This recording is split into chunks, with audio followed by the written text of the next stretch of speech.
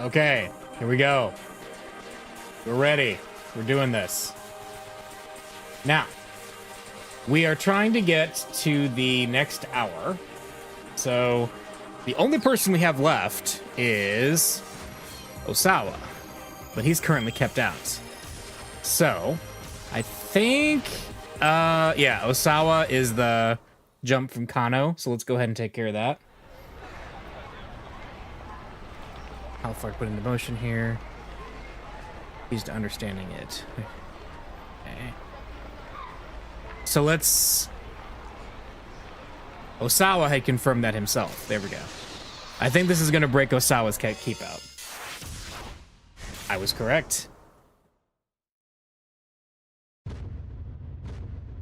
Okay, so this is the version of this experience where Hitomi isn't dead. Before the news she shared with the Osawas, the members of the investigation team quietly briefed Detective Kajiwara. Osawa and I sat on the sofa on the far side of the room watching. They could see Kajiwara go pale.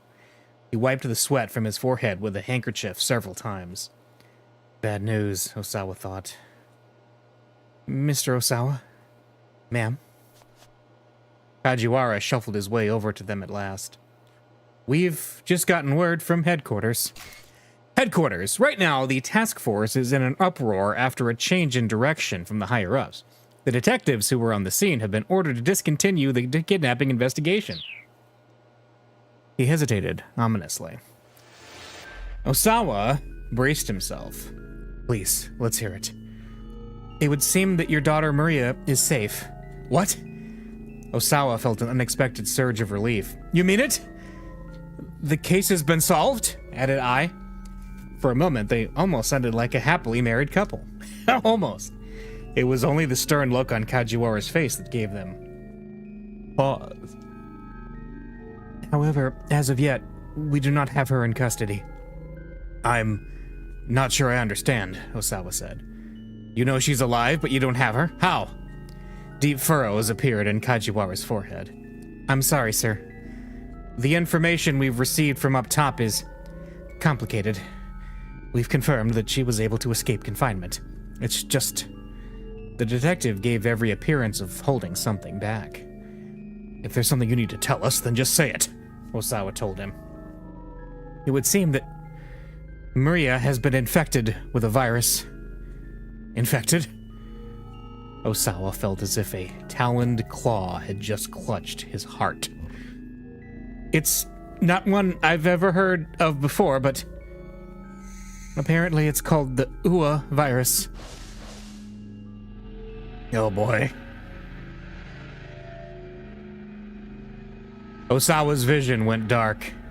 He felt as if he'd plunged into a black void of despair. Darling? I asked raspily. She didn't need to put her fears into words. Osawa felt them just as plainly in his own gut. You're an expert on virology, aren't you, Mr. Osawa? Kajiwara said. Are you familiar with the Ua virus? Osawa held up a hand to forestall further questions. There was no time for that. How many hours ago was she infected? He demanded. I wasn't told that much.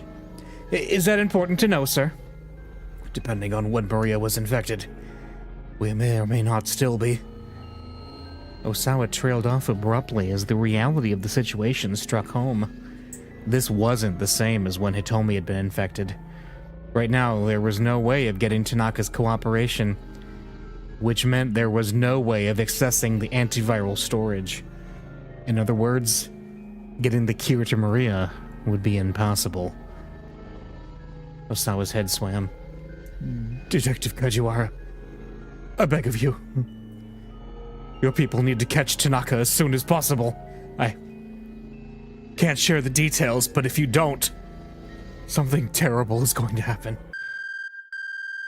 Just then, Kajiwara's cell phone rang. He picked up quickly. Oh, there's some awful news heading Osawa's way. What did you say? The detective's shout shattered the anxious silence that had fallen. I shuddered visibly at the outburst. Kajiwara nodded sharply, still listening. More creases formed in his forehead. Understood. I'll let them know. He hung up. All eyes were on him. That was headquarters. Osawa swallowed the lump in his throat. He could feel himself quaking all over. A minivan we believe belonged to the syndicate exploded near Jinan in Shibuya. A body was found amongst the burning wreckage of the vehicle. Who was it? Osawa interjected. Tell me! Please don't let it be Maria. Please don't let it be Hitomi. Kajiwara took a breath before speaking. We've conclusively identified the remains as Mr. Tanaka's. No! The cry was visceral, almost bird-like. Osawa looked around in surprise. It was I. It's not true! You're lying! Her shrill screams reverberated through the room. Osawa felt like he wanted to scream, too. With Tanaka dead, there was no way to get to the antiviral. Which meant that Maria was going to die. To be continued. Oh! What a way to end the hour.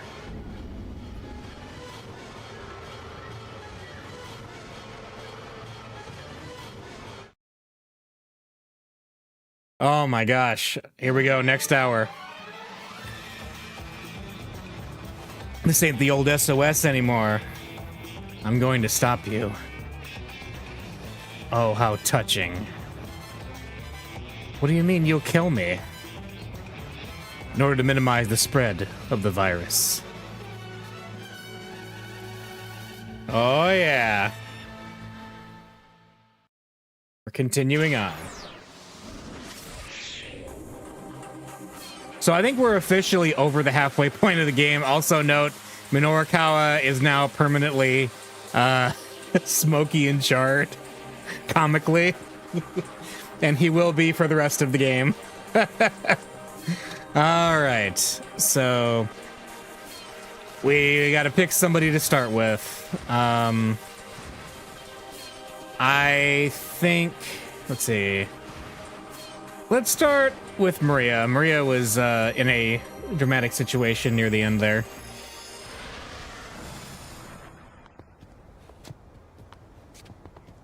I walk counter to the throng of people heading toward the scene of the explosion.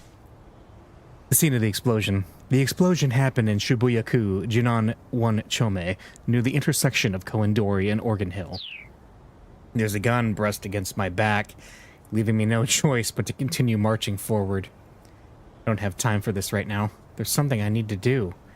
My frantic sense of urgency grows and grows. Kanan. The only clue I have is that name. The other hazy snippets that have surfaced in my memory provide no answers. Please just tell me, I murmur. Do you know who I am? When the man with the cane doesn't answer, I stop in my tracks. I'm gonna start shouting, I warn him. If you want to find out who you are, then do as I say. The barrel of the gun jabs more forcefully into my back. Once we find Hitomi Osawa, you'll remember, whether you like it or not. Guess I have no choice but to keep moving, then. Are your memories really that precious to you? The man mutters as we start to move again. I'm taken aback by the question. Well, yes. I mean, isn't that pretty normal? There's a bit of a pause before he replies, his voice sad and distant. You're not going to remember just the good times, you know. What do you mean? I mean, that sad and painful memories are going to resurface too. I guess I hadn't really thought about that. Still, whatever kind of memories they are, they're all a part of me. I'm the person I am now because of the sorrow and pain, too. I want to remember. I want to remember who I am. The gunman directs me dispassionately along a series of quiet side streets. Right here. I stop at his words. In front of us is an old multi-tenant office building. We ride the elevator to the 8th floor, then use the emergency exit to take the stairs up to the rooftop.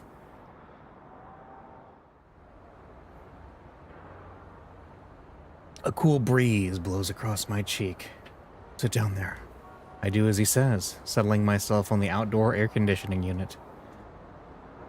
The man lowers his gun, but he keeps it in hand. We'll wait here for a bit. For how long? He lets out a rueful chuckle. Guess we'll have to wait and see. I decide there's no point in trying to fight with him. For now, I have to hope he's telling the truth, and whatever is coming will help me get my memories back. If I don't know my past, how can I know what to do about this canon stuff or anything else? I stare up at the sky as I wait for whatever this assassin is waiting for. The silence between us is suffocating. Finally, I can't take it any longer. Hey, so I think this is yours. I hold out the notebook I picked up earlier. The man's surprise is plain on his face. Where did you get that?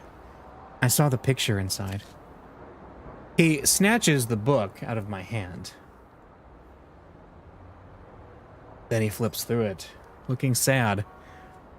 I'm afraid that another agonizing silence is about to descend when he speaks at last. This is a picture of me and my childhood friends. His voice is low and quiet. You were inseparable back when we were kids. The boy here, he liked to fiddle with machines. Always doing things like taking apart radios and whatnot and putting them back together. He was a total bookworm too. So he got picked on a lot. But I always was there to save him from the bullies. All of a sudden, the guy's in a sharing mood, I guess. I can feel his aura of murderous rage starting to abate. The girl here was the same age as us, but she felt more like a big sister. Whatever stupid things my other friend and I got up to, she was always willing to laugh it off.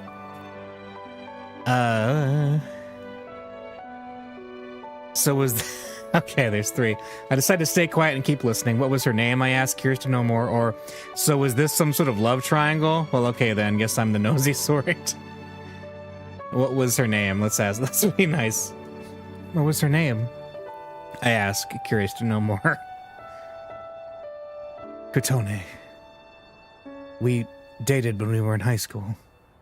Oh, wow. But I get the impression from that picture that the other boy must have liked Kotone too, right? The gunman's eyes widen. You're very astute. Call it a woman's intuition, I say proudly. Then I ask the obvious follow-up. So, what happened to you two? I dumped her. The man carefully slips the notebook into the pocket inside his jacket. How come? I ask. I felt it was for the best. He lets out a little chuckle, then stands up and brushes the dust off his pants. He looks strangely lonely. Keep out! Oh, that's terrible. All right. Well, we kind of want to see more of that story, so let's talk to the tangentially related story, Achi.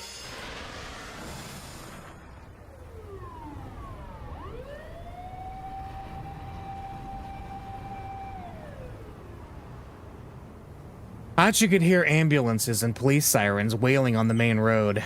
He looked down at Hitomi, slumped on a park bench beside him. "You're sure you're not hurt?" he asked quietly, offering her a bottle of water. "I'm okay." Hitomi took a sip from the bottle. "Thanks. I think I've managed to calm down some." Some of the color had finally returned to her face. So, Achi began hesitantly, "inside that minivan. Maria wasn't in there." There was relief in her voice, but also a note of pathos. "I got a look in through the windshield. There was a man laid out in the back seat, but nobody else." The dark cloud lifted from Achi's face. "So it wasn't your sister?" "No, I didn't see his face. Just that he was wearing a business suit." Achi felt the tension ebbing from his body. "That's good then, that it wasn't her. I'd been worried." "It was a shame about the poor devil who had been killed, though.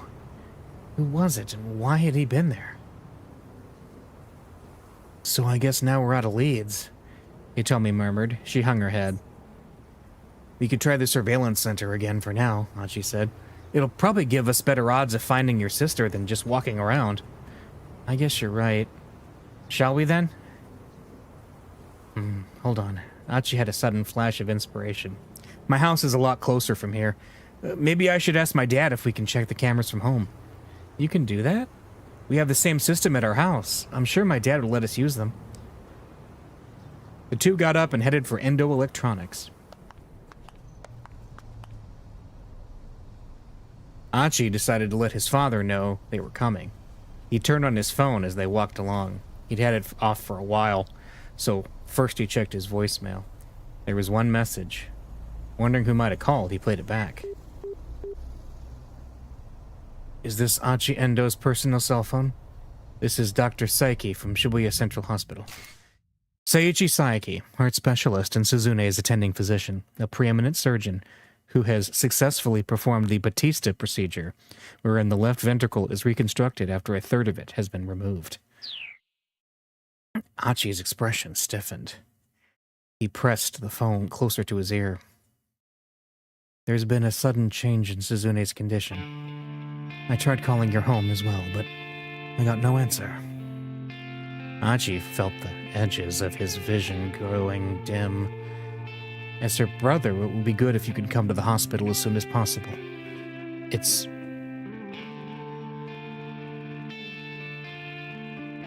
Hachi? Hitomi's voice was full of concern. Sorry, I just gotta make a call here. Fingers trembling, Hachi dialed his house.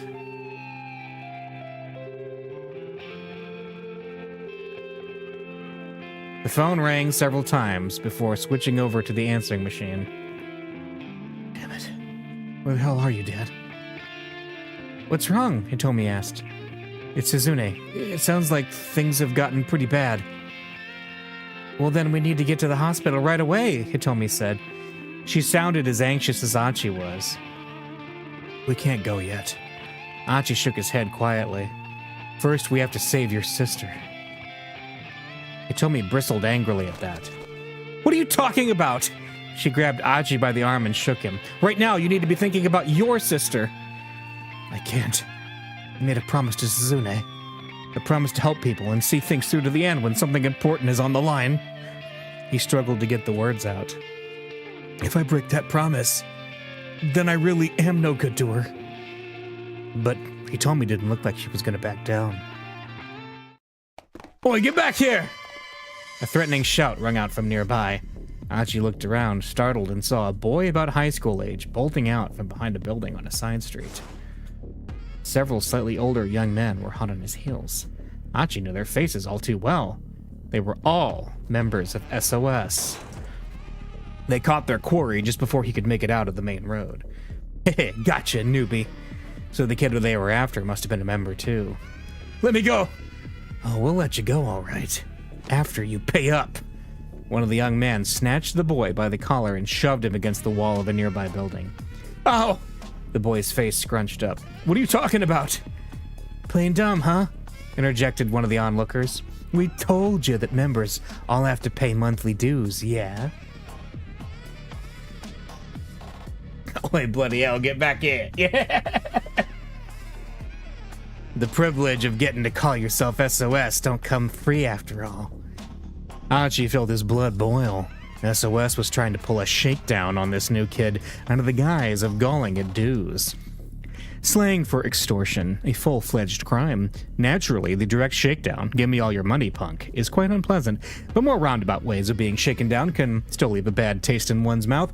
Someone who surrendered on the street by 8 people in pompadours who said, begging your pardon, but could you please hand over your money, might suffer no physical harm but would still be the victim of a shakedown.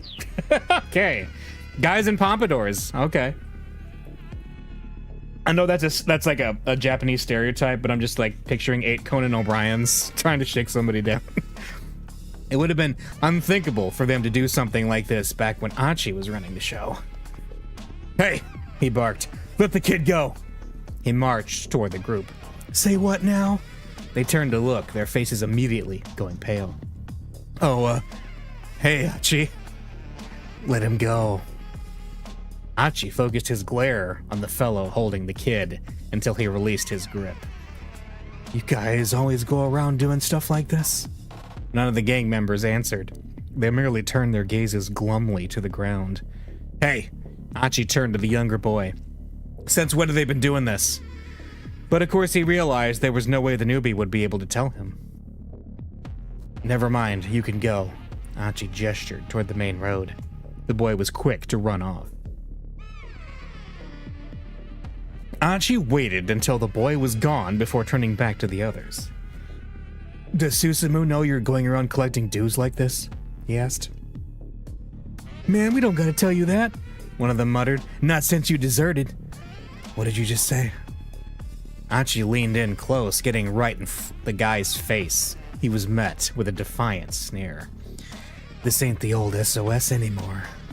Not the old SOS. Achi thought back to the other gang member he'd run into earlier with the malicious gleam in his eyes. Yeah, the guy literally named Kiryu, yes. That guy. That man. I'm pretty sure he said his name was Kiryu. Yeah, his name was Kiryu. It wasn't the Dragon of Dojima, but it was something pretty similar. Back when Achi had been with SOS, he would have never let a guy like that get away with acting all high and mighty. Suddenly, Achi heard a voice from behind him. Well, well, if it ain't our legendary founder. Oh, it's him! An instant later, he took a hard blow to the side of the head. I was just out looking for some small fry, but it looks like I landed me a big one! Achi's head swam, his vision fading in and out. Before he had a chance to recover, something smashed into his knee. Oh, this is a bad end. He lay crumpled on the ground, unable to retaliate as kicks and punches rained down on him. Even after Achi could no longer move, the beating didn't stop. His ruptured eardrums could barely make out the sound of Hitomi screaming. Well, okay. Hitomi, run. Okay. With his final plea silence before it reached his lips. Achi felt his consciousness battered away. Well, geez. Bad end. Kiryu's ambush. He got tiger dropped.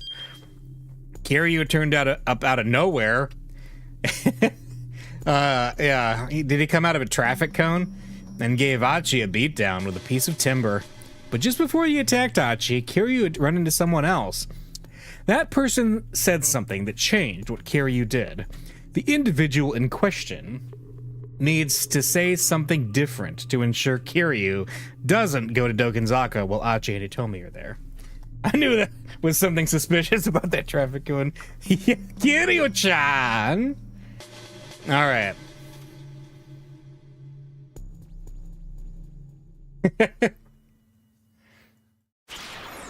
Alright, so I just have a wild guess it's gonna be Minorikawa. So let's go see if Minorikawa.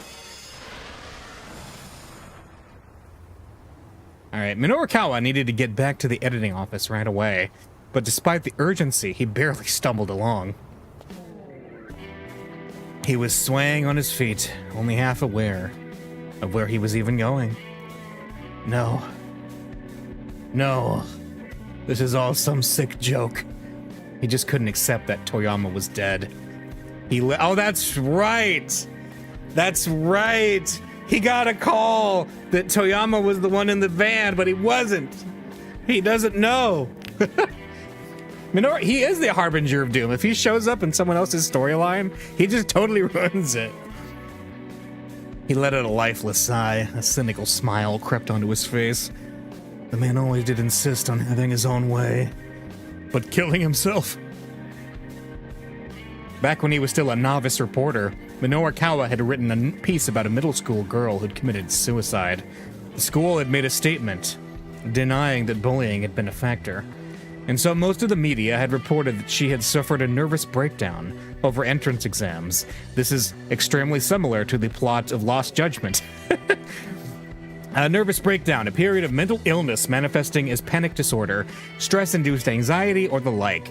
The term is commonly used to refer to serious health issues, such as schizophrenia or bipolar disorder, manic depression, as well as the buildup of more minor stresses as part of everyday life. Because it is so broadly and vaguely defined, it is generally avoided in psychiatric contexts. But something about the case had kept nagging at him. Had her death really been a suicide? The more people he interviewed about the incident, the more his doubts grew. The city news editor, however, would not allow him to conduct a follow-up investigation. And the reason why was simple. This was the sort of thing that happened every day. They couldn't waste time on a case that was already on the books. It was more important for a reporter to find new stories than to squander time engrossed in a case that was old news. Minorikawa understood the editor's decision well enough, but that didn't mean he had to like it. He'd been sulking up on the roof, slowly nursing a cigarette, when the paper's local news copy editor, Toyama, happened to drop by. Copy editor in a newspaper, an employee who evaluates the quality and suitability of reporters' copy and coverage, effectively the boss of a group of reporters. However, the copy editor typically works under a section editor who has the final say about what makes the page, a middle management position caught between upstart reporters and an angry section chief.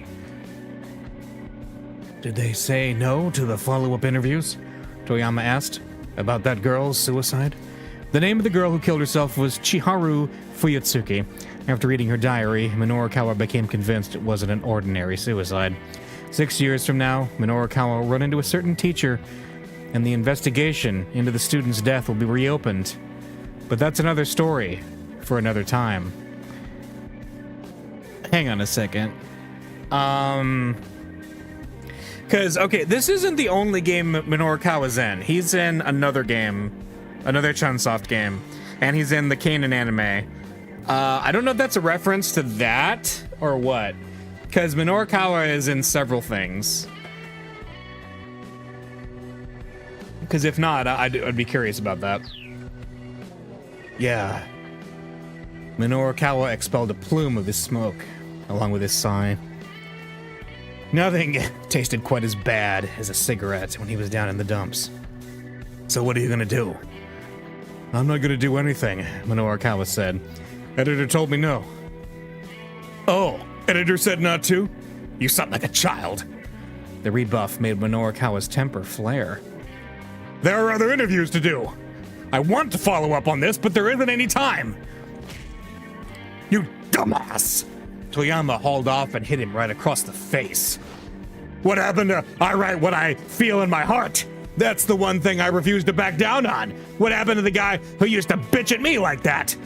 Toyama's words hit their mark with painful precision. The interviews aren't over until you have what you need. No, you refuse to let them be over. You go after the truth no matter what anyone tells you. Isn't that what being a journalist is all about? Minorikawa scowled in chagrin. Till you have what you need. Those words had stuck with Minorikawa ever since. In fact, he'd quit the paper to become a freelancer because he couldn't do his job the way he wanted, while trapped in that hierarchy. Interesting. I checked the GC. Okay.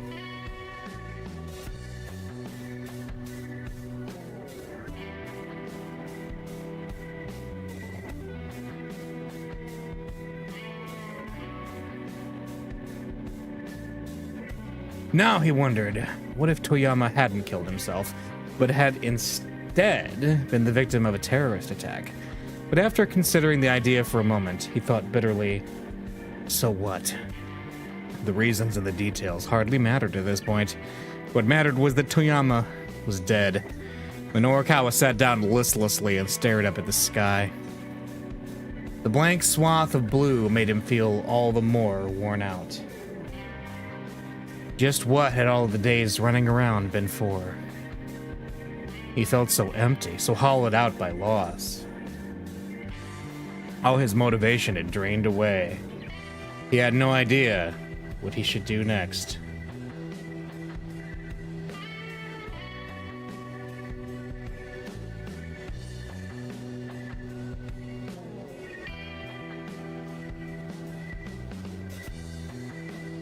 Hey, Minoru Minorikawa, what should you do?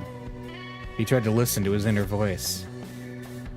Stand up. Right now, you just need to forge ahead. You've forgotten your passion. You need to get that back. Stand up. Right now, you just need to... Well, we know that's what he needs to do. Stand up. Right now, you just need to forge ahead. Yeah. That was his only option, really. He couldn't just let things end like this. And he still didn't have what he needed for his articles, so... Minorikawa took a deep breath, readying to get back on his feet. Before he could, however, a young man stumbled across his path, taking a nasty fall on the pavement. Oh! Damn, that hurts! The youngster scrambled back to his feet and turned to Minorikawa with a snarl. Oh, it's... What are you looking at, pal? Oh, it's Kiryu. The young man clutched a piece of timber like a club. There was a nasty gleam in his eyes. I knew it. It is Minorikawa. I'm not looking at anything, Minorikawa sighed. I just happen to be looking in your direction. Shut your yap. Apologize, bitch. Now. The punk raised his cudgel. What for? You tripped me, man. Ain't you gonna apologize for that? The kid had stumbled on his own, but was probably too embarrassed to admit it. Guess he's got to vent his anger at someone.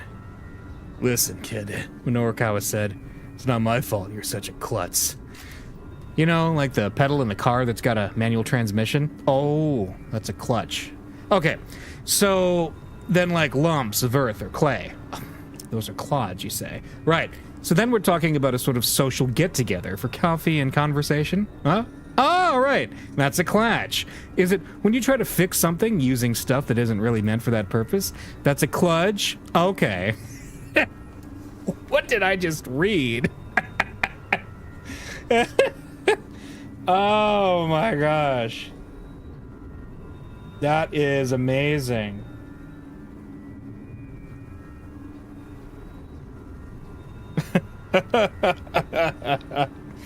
That is amazing. I feel very educated. Yes. You just say to me, you got a death wish, pal? With a murderous glare, the punk advanced on him, brandishing his weapon. Hey, Minorikawa said. Is it fun hitting people with that thing? Alright, I'm sorry. Bring it on. Let's fight him. Bring it on. Bring it on. The punk swung his wooden club without a moment's hesitation. It struck Minorikawa in the shoulder, knocking him off balance. Oh, okay. Don't really bring it on. Nah, man, it's too late for takebacks. With a nasty little grin, the young fellow swung again. That is a horrible and amazing picture. Then again, catching Minorikawa in the arm and side. Only when the journalist was curled up in a battered ball on the ground did the kid finally let up. Good to get a little warm-up in before I take down that other bitch. Weapon still in hand, the punk marched off toward Dogensaka. Oh, I think we did the wrong thing. We did the wrong thing. Oh. Hey, are you okay? Minorikawa stirred to find Kimizuka at his side. Yes! From the King Kong Company. Once again, the man had impeccable timing. Do you need a ride somewhere, maybe, sir? The driver asked, keeping his tone polite. Yeah, I do. To the hospital.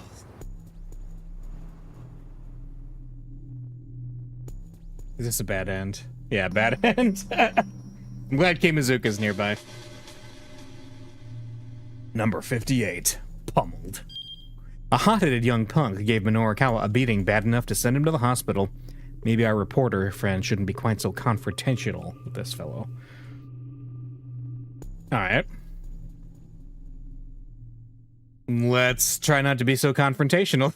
And usually the three answer ones have not been as, let's see. Let's try a different one. Usually, like, if there's three options, they're not consequential, but these are. Is it fun hitting people with that thing? Alright, let's ask that. Is it fun hitting people with that thing? The corner of the punk's mouth curled up. Oh yeah, real fun. Only a dumbass beats people with their bare hands. you just wind up hurting your fists. If you're gonna enjoy some violence, you gotta have yourself a weapon. Aha, I see. In that case, maybe give it a rest with that stick, yeah? Huh? What for? The punk scowled in irritation. Don't get me wrong, Minorikawa said. I'm just saying there have to be better weapons than that. Something that could take a man down in a single blow.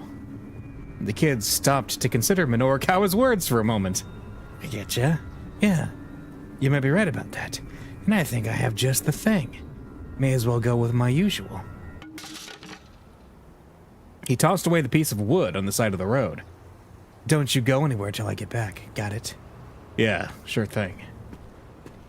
Minorikawa watched as the punk headed back the way he'd come. Man, he murmured, what a dumbass. Looking around, he spotted a taxi parked close by. It was Kimazuka. He was there the whole time. Do you need a ride, sir? Kimazuka asked. All politeness as he opened the back door.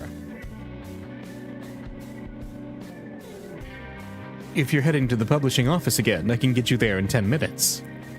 Kimazuka's driving was as smooth as always. He wove his way skillfully through a series of back streets. There was some big explosion earlier, he explained. The main roads are all gridlocked. Yeah, Minorikawa muttered.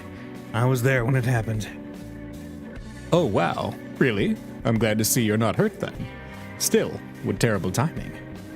That minivan, I hear someone was inside when it exploded. I'm not sure if you were aware.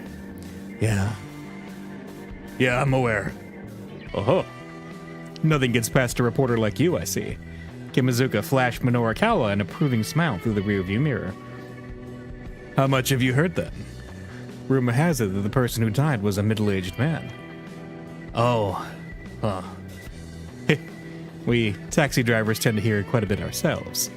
Kimazuka chuckled, but Minorikawa just cast his eyes down forlornly. You look tired, sir.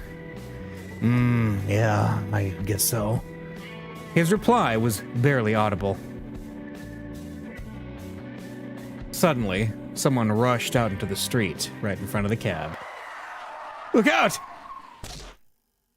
Hachi! There was a heavy thunk as the taxi crashed into the pedestrian.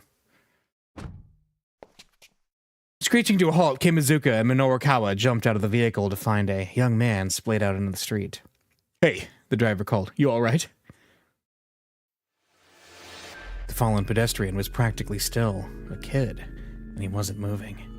Kimazuka hunkered down and jostled the shoulder, and his expression stiffened in alarm. Minorikawa checked the young man's pulse, but couldn't detect any heartbeat. Oh no, Kimazuka said. This is... Tears began to well up in his eyes. Minorikawa turned to him in surprise. You knew him? I did. Kimazuka cradled the young man in his arms. I'm sorry. But you'll have to find yourself another taxi, he said. I'm going to turn myself in to the police. Looking down at the boy's unmoving form, Minorikawa felt a pang of guilt. No, he said. I'm the one who's been asking you to drive around so recklessly all day. This is on me, too. But I'll go with you to the cops. The two men decided to head to the station together to surrender themselves. There probably wouldn't be time to work on writing articles while they were being interrogated. But that was just how it'd have to be. This was the right thing to do. Minorikawa just had to keep telling himself that, knowing that it was the truth. Holy moly. This is terrible. Oh no. Oh, bad end. Oh man. That is insane. Oh, it's terrible. Oh. Oh, I hate it. I hate it so much. Okay. Surrendered to the police, number 59. Minorikawa's day ended in disaster when the taxi he was riding in hit a young man, Achi, who ran out into the street. But why did the kid rush into the intersection like that? Well, the answer lies in Achi's story. Did we fix this Achi situation by telling Kiryu to get a different weapon? I'm curious about that. Let's see. Yes, Achi's situation is different now. Alright. And we need to fix Achi later. But anyway, Achi. Internal dispute. Alright. Okay. Set the older men were hot on his heels. Yeah. Is this... Oh my gosh. How much of a scene are we gonna have to see again before we get to the right part? So yeah, it's getting much harder now, now that we're a little bit over halfway into the game. Like, the bad ends pile up quickly.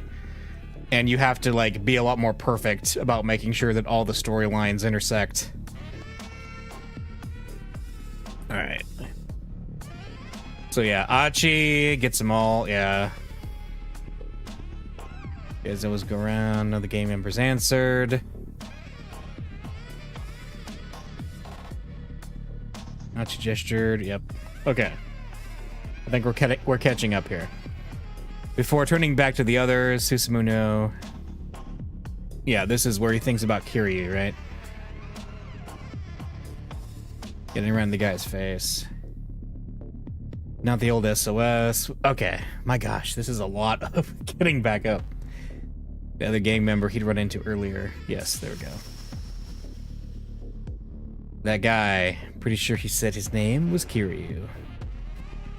Get away with acting. Alright, here we go. Now it seemed like all these young fellows are ready to follow suit, eager to take him down a peg.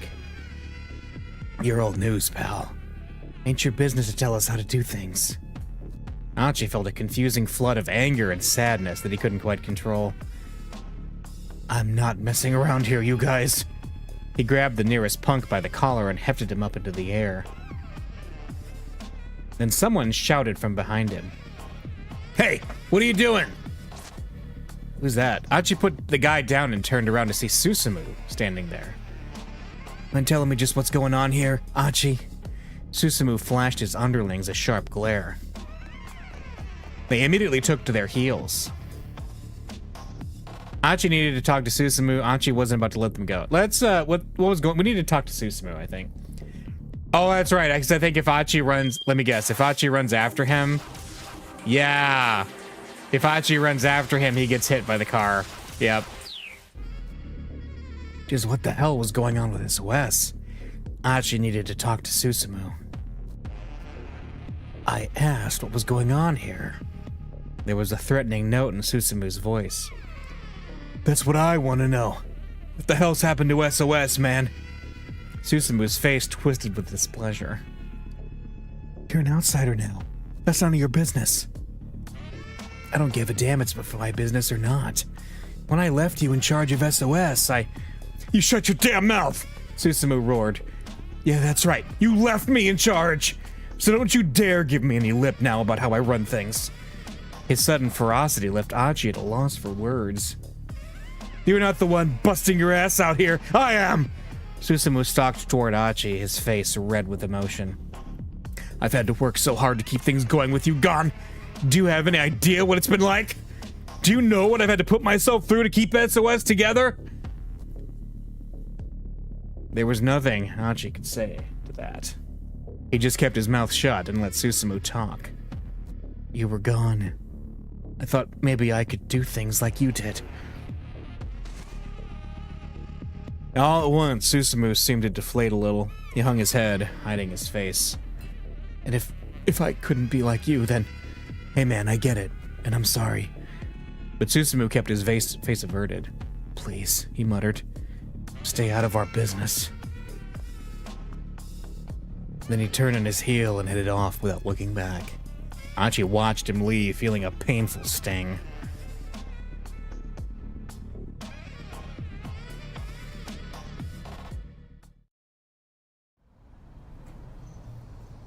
Achi? Hitomi asked after Susumu was gone. Are you sure you're okay leaving things like this? Achi shrugged heavily. Susumu said he's doing what he can. It's not my place to butt in. He turned his back on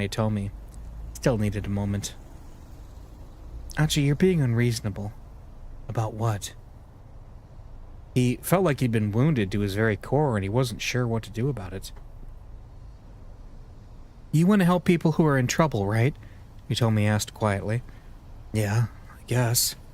Achi's voice was glum. Well, I'm in a whole lot of trouble right now. Yeah, I know that. No, Achi, you don't. Hitomi's tone was clipped and firm. Please, go to your sister. What are you talking about? It doesn't matter now. Yes, it does. Hitomi's shout stopped him in his tracks. Achi, right now, the thing I'm having the most trouble with is that you won't go to the hospital. Don't you get it? How can I possibly be happy with you helping me if you have to sacrifice your own sister to do it? Achi couldn't answer that, and he knew it. Please, go to the hospital. I'm asking you to, and I'm definitely someone in trouble, so it doesn't count as breaking your promise, right? I appreciate that, Achi said softly. I'll remember it when all this... Let's do it. So yeah, how about we drop by the hospital for a bit? The emotions Achi had been trying to hide now came welling to the surface. We'll go see Suzune, and after that we can go look for your sister. Would that be okay with you?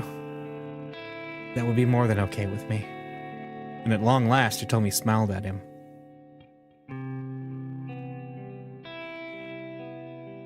Back in sync with each other, Achi and Hitomi headed to the hospital.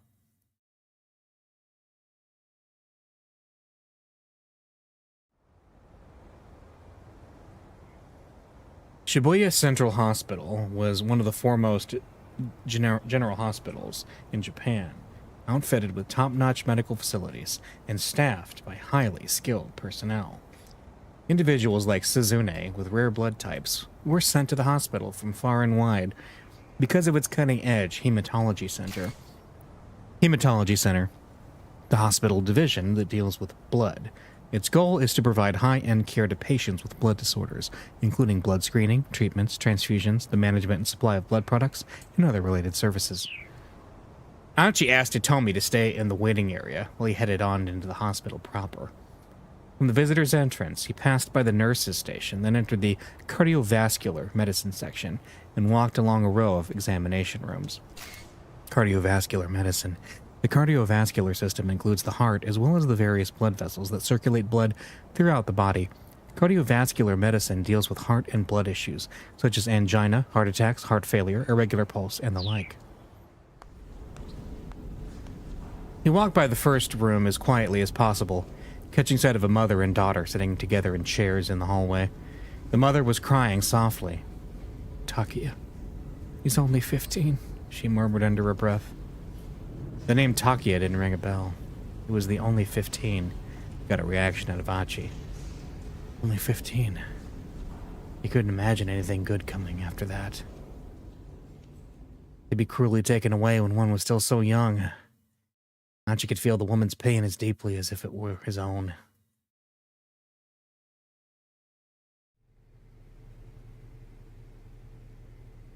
When he reached Suzune's room, Dr. Seiki, the attending physician, explained her condition. The doctor did his best to keep his explanation simple, but Achi was too worked up to process much of what he said. He did manage to wrap his head around a few things.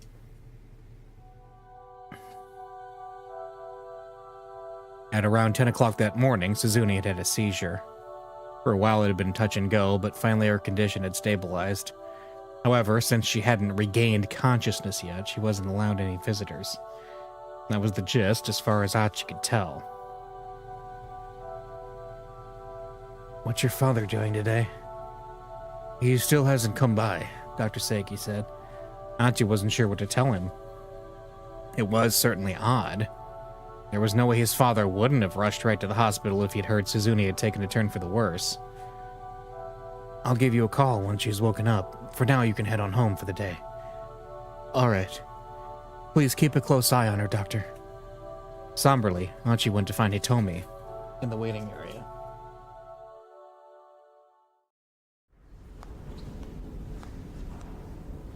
Outpatient reception had closed for the day, leaving the hospital quiet. His footsteps echoed softly on the corridors. Then as he walked along, a peculiar sound drew his attention. It had come from over by the base of a nearby stairwell. Oh, doctor's office in a visual novel. It's a Smiling Man reference. Oh my gosh. Yes. Yes. Oh man, that game was wild.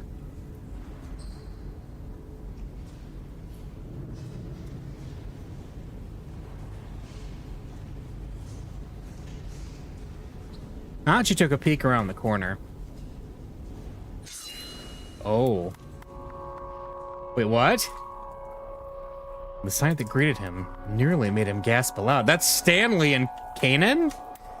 In the dim light up ahead, he saw Kanan, and she had some white guy pressed against the wall, a knife to his throat. And Archie quickly yanked his head back out of view. Could it be? Was this the man Kanan said she was after? Archie had to resist the urge to go charging out there. Some amateur heading in half-cocked might be well of a liability to Kanan than any sort of help. He heard her mutter something to the man in English. We know nothing about Alfard's background, nationality, sex, age. Archie could just barely make out the words, but since it was all in English, he had no idea what they meant. We do know that whoever they are, they have connections to Langley. Langley, slang for the U.S. Central Intelligence Agency, CIA, headquartered in Langley, Virginia. Similar to referring to the Japanese government as Nagatacho, the CIA has other nicknames including the Company, the Agency, the Second Government, the Invisible Government, and the Coup Makers. Really? I haven't heard many of those. Archie peeked out again, very cautiously, in time to see the man raise an eyebrow at Kanan's words. Interesting. That doesn't mean you need to threaten me at knife point, though. He flashed her a thin smile. It does, actually, because I happen to know that you're a CIA agent. Technically known as officers, the CIA refers to its own spies as agents. Someone in charge of directing agents is called a case officer.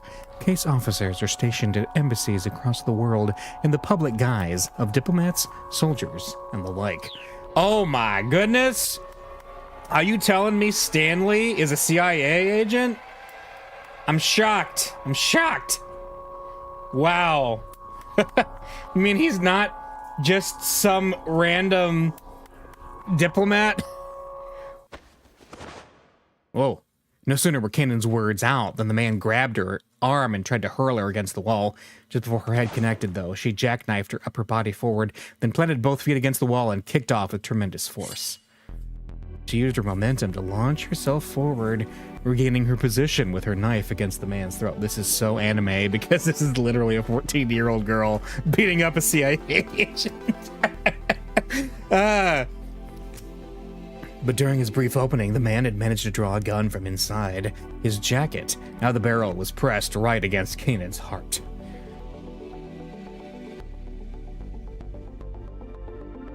Archie swallowed the lump in his throat. How about we call it a truce? Kanan said softly. She withdrew her knife. Yeah. Sounds like you and me are both after the same thing. The man likewise lowered his gun. With a faint smile, Kanan turned her back on him and vanished down the adjacent stairwell. Archie had no idea what just happened. Yes. Yeah. They'd stopped fighting, though, so this guy probably wasn't Kanan's mastermind after all. If only Archie spoke a little English, he might have been able to follow their conversation. He found himself wishing he'd taken school more seriously. When he looked again, he saw that the man, too, had disappeared.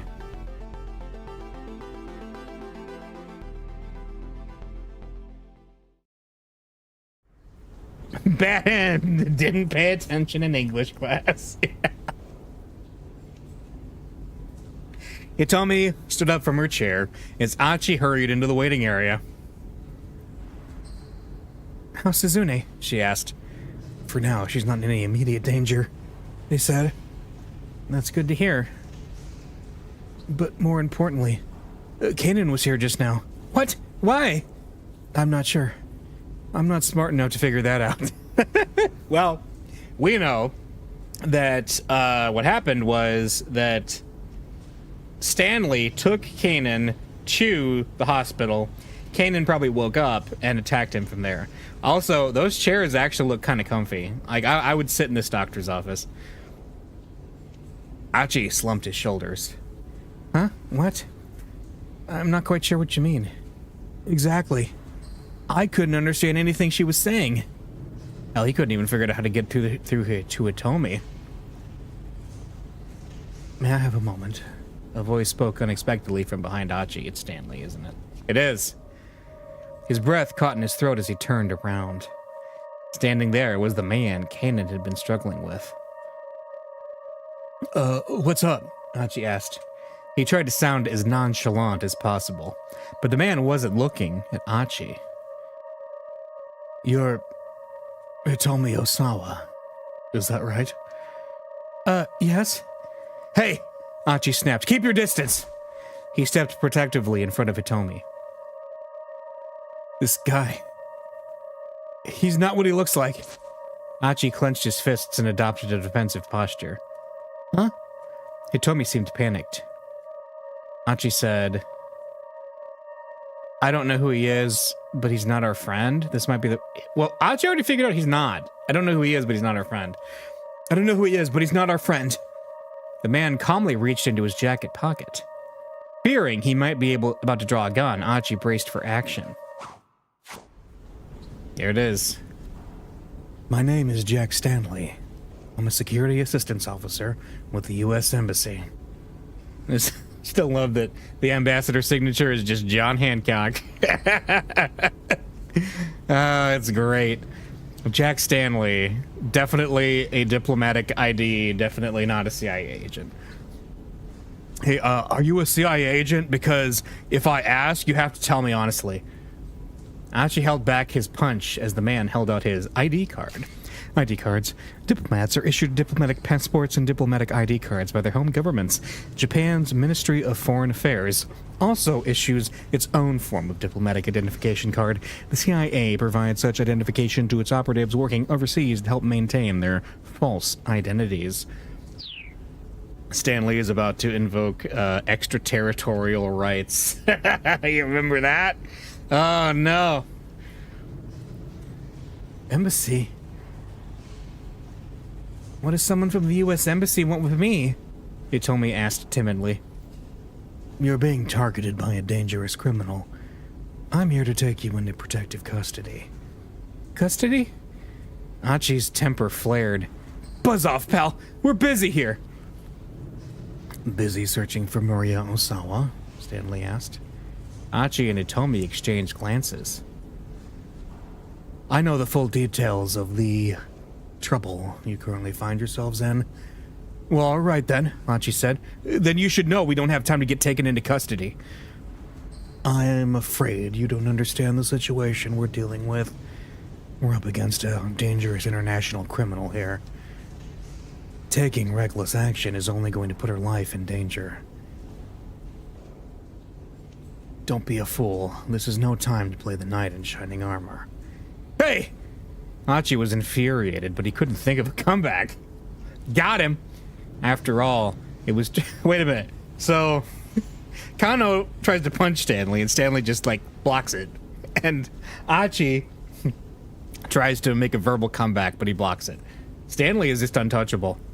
It was true that Hitomi had run into danger time and again while she was with him. But I'm already safe, Hitomi insisted. I'm only here right now because Achi has been protecting me. She eyed Stanley sharply. I've got Achi with me. I don't need your protection. Achi felt a surge of pride that practically brought tears to his eyes. If Hitomi would have let him, he'd have given her an enormous hug. Stanley grimaced in resignation. All right.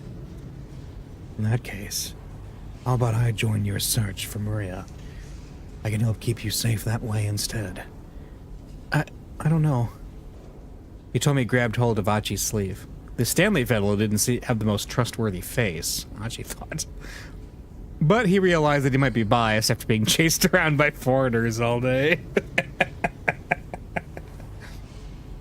He's a true Renaissance man of a CIA agent. He really is. He's all over the place. He is. After all, if this guy really were after Hitomi, he'd probably have already made a show of force. Not only did he have a gun on him, he was sufficiently skilled in martial arts to hold his own against Kanan. He'd have no trouble taking down a single unarmed opponent like Hachi. Hitomi, I get the impression this Stanley guy's not our enemy right now. Hitomi gave a slight nod. All right. I trust your judgment on this, Hachi. Now then, what's the plan from here? Stanley asked. Not wandering aimlessly around town, I hope. There was a trace of snideness at his voice. You can just keep your mouth shut, Hachi replied. We can wander around town all day if we feel like it. Two can play the snarky game, he thought to himself. Poor Hitomi looked distressed. Very well, if that's what you want, I can stay quiet. But first, I need to inform the police that I have Miss Osawa in my custody. Wait, hold on, Hitomi blurted. That isn't a good idea. Oh, got him! Big got him! We got him! Stanley inclined his head. Why's that? Well, since you already seem to know most of the story, Hitomi quickly explained the kidnapper's threat and described the search for the minivan. Then they remained quiet, listening with obvious interest. I see, he said when she'd finished. Still, when that minivan exploded, didn't that make your promise to the kidnappers a moot point? Hitomi nodded. I suppose it did, didn't it? Let me ask just one more question. Do either of you know a detective by the name of Tadano? No. We haven't run into any detectives. Yeah, exactly. The only folks we seem to run into are guys who are after Hitomi. I see. A grim expression crossed Stanley's face. Right. I'm going to get in touch with the investigation task force. I'll have them contact your parents for you. Would you mind speaking with them so they can confirm it's really you? Sure, all right, Hitomi said. Stanley got on his wireless and described their current circumstances to the police.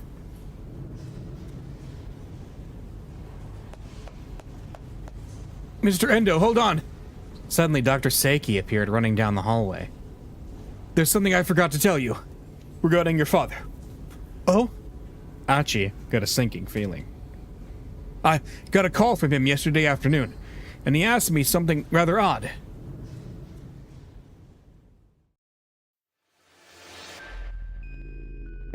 Preparations for a transplant? I'm sorry. I'm not entirely sure I understand what you're asking. Saiki clutched the receiver. Daisuke Endo's brooding tone was more than a little disturbing. No, it's all right, Endo said. This is all just difficult to talk about, Doctor. Please, forget I said anything. There's just one important thing I wanted to let you know. Yes?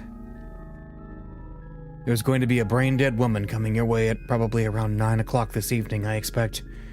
Our blood type is Bombay. Bombay was the extremely rare blood type that Endo's daughter Suzune possessed. Any transplant donor for Suzune would also need to have the Bombay blood type. Since she has the same blood type as Suzune, the transplant itself isn't an issue, Endo continued. The only thing I'm concerned about is whether the procedure can be done within the limited time window. And I hate to trouble you, but I just called because I think it would be best to prepare for the surgery as soon as possible. The more Saiki heard, the more disturbed he grew. It felt like he was listening to this man go on about some strange delusion. Doctor, please just take good care of Suzune. With that, Endo hung up. Hachi kept quiet as he listened to Dr. Saiki tell his story. Of course, that was yesterday, and I still haven't heard anything about a brain-dead girl turning up. After all, only God would know when someone would wind up in a state of brain death. But still, there was just something very strange about what your father said. It was as if he was certain that someone was going to wind up brain dead, or... Just stop right there! Hachi exclaimed. Stanley and Hitomi turned in surprise. They were still in the middle of their wireless call to the police. Don't get me wrong, the doctor said hastily. I'm not trying to imply that your father would hurt anyone. What I'm worried about is your father's mental state and... No! Achi interrupted him again. That's not it! His own words from earlier spun within his head. So long as we have these cameras, this guy has nowhere to run. The security cameras. I'm sure this is the place. The man with the cane, he'd been on the phone with someone. That didn't mean anything. It was just a coincidence. Couldn't be true. Achi searched desperately for some other explanation. That was it. Anyone from the downtown committee could have used the camera monitoring room. Yeah, no one's been by to check today. Nothing wrong with a little nap, yeah? No dice. No one from downtown had been by the surveillance room today. It couldn't be. It couldn't. Achi began to tremble. Is something the matter? Hitomi asked. Achi, you're pale as a ghost. Achi gazed beseechingly back into her face. With just one simple question, he could clear this whole thing up. Please tell me I'm overthinking this. He prayed inwardly before asking. Hitomi, would you mind telling me your blood type? Why do you ask? Please. Just tell me. I have a sort of weird blood type, Hitomi said. It's called Bombay.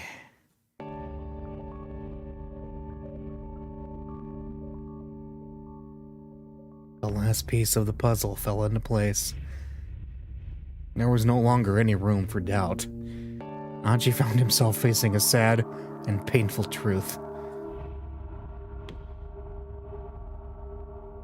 Why? Why? With an anguished scream, Achi punched the wall as hard as he could, but his fist still didn't hurt as much as his heart. Dad! Why?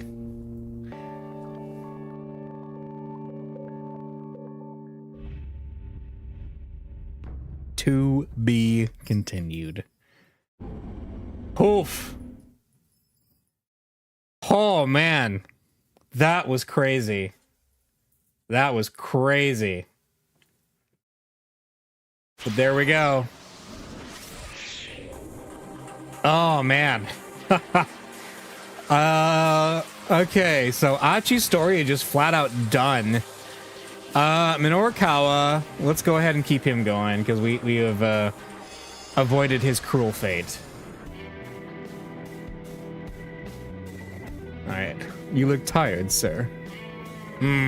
Yeah, I guess so. His reply was barely audible.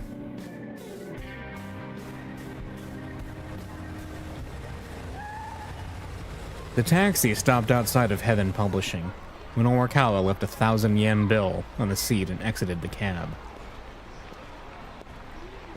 He was stumbling his way toward the building when someone called out to him. Mr. Minorikawa? Oh. For a moment, Minorikawa didn't recognize the man now idling his sedan at the curb, but when he took a closer look, he realized it was Kenji Osawa, who we could jump to. But not really. Oh, Mr. Osawa. Sorry, but I haven't been able to look into that thing you asked about yet. I see. That's quite all right. Osawa looked pale and haggard. Minorikawa's reporter sense started tingling. What is he? Reporter man? He's a menace! This guy is the key to something. He recalled what he'd heard the detective and his buddy talking about back at the scene of the explosion. Roughly 8 hours ago, they infected Maria Osawa with the UA virus. We don't administer Kenji Osawa's antiviral before she develops symptoms. You You're caught up in something big, aren't you? How do you know that? Because, the reporter said simply, I'm Minoru Kawa. I love it.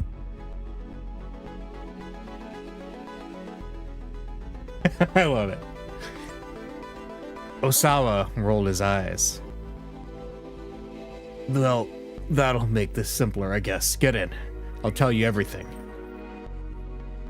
Minoru Kawa hesitated. This might be his big chance to land a beyond incredible scoop.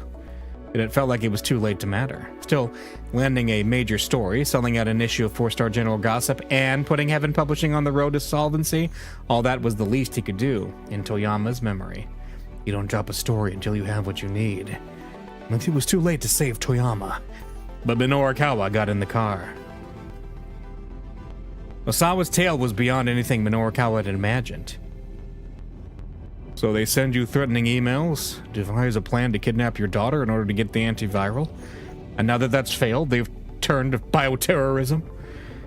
Finally, Minoru Kawa was able to flesh out the story behind the conversation he'd overheard earlier, and as he did, he could feel a growing sense of exhilaration. So basically, they're now effectively holding all the people in Shibuya hostage and demanding the antiviral. Is that it? Before Osawa could answer, a new idea occurred to Minoru Kawa. Wait, hold on. Why didn't they just start by holding the whole city hostage? Why did they need to go through all the trouble of kidnapping your daughter? I don't know, Osawa said, shaking his head. Perhaps they wanted the ransom money. For a mere 50 million yen? I can't imagine international terrorists bothering for that much. You can't know how terrorists think, Osawa spat. Let's just assume, though. Could there be some other reason they abducted your daughter?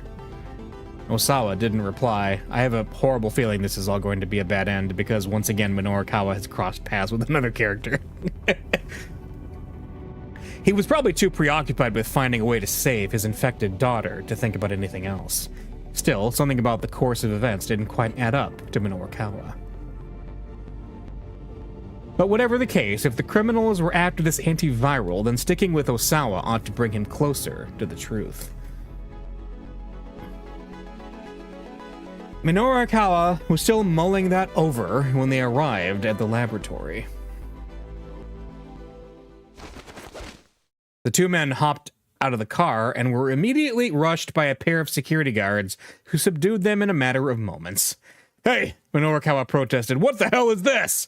Unhand me, Osawa yelled. I'm Kenji Osawa. This is my lab. But evidently that didn't matter to the guards. Oh no. Another man emerged from the building.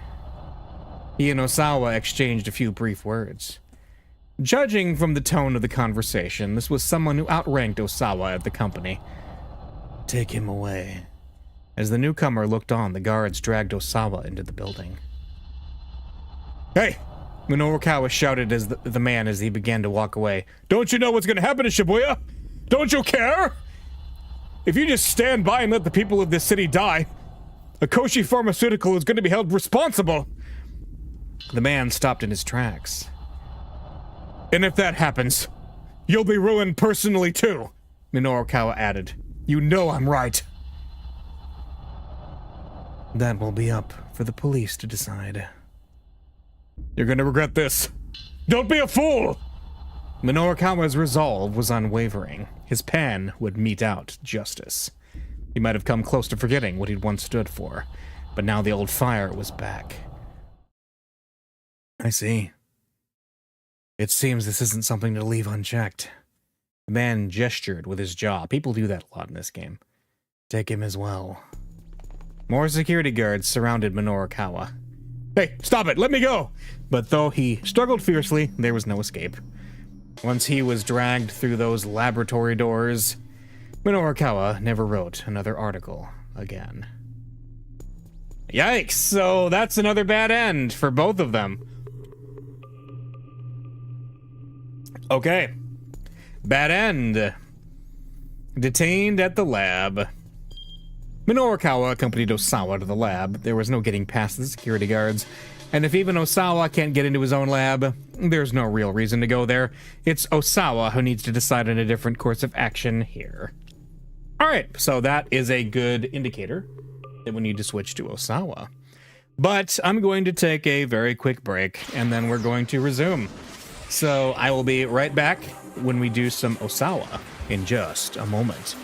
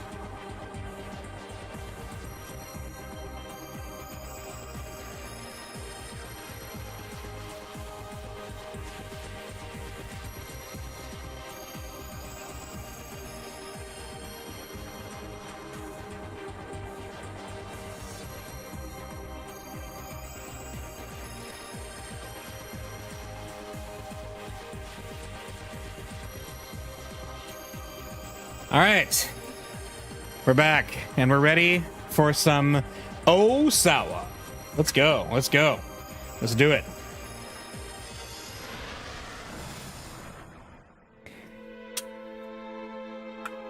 I don't want to know how people feel. All I want to know is what viruses feel. I prefer viruses because they make no move to encroach on me from the other side of my microscope. They leave me free to let my thoughts wander as I wish. And while it may be true to say I understand viruses, I've never been able to understand my fellow humans. Don't know them. I don't know a single fundamental thing about them.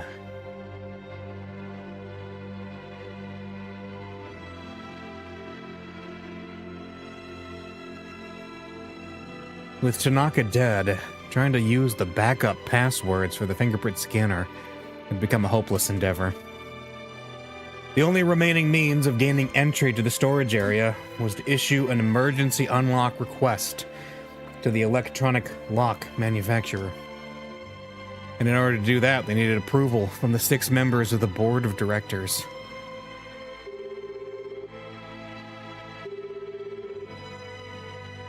Returning to his study, Osawa called Makino's personal cell phone. "What is it?" Makino said gruffly as soon as he picked up. "I have a feeling I just had you assassinated in a different timeline." Osawa informed him of the situation, including Tanaka's death, and the fact that Maria was infected. The news left Makino at a loss for words. "Please," Osawa begged. "You need to hold an emergency board meeting." Makino was silent for a few moments. "I'm afraid I can't do that." "Why not? Are you just gonna sit by and let my daughter die?" Osawa raged. "And not just her! If Maria goes symptomatic..."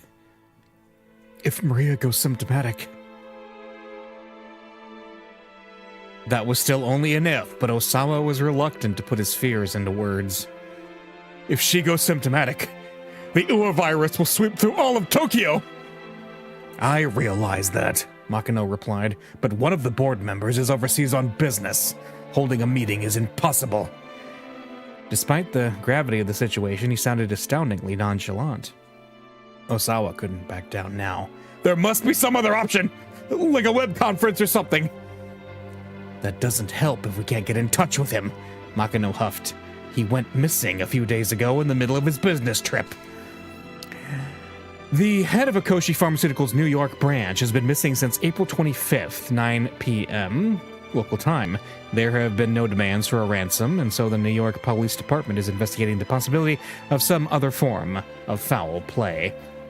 Oh yeah, so that's 3 days before this.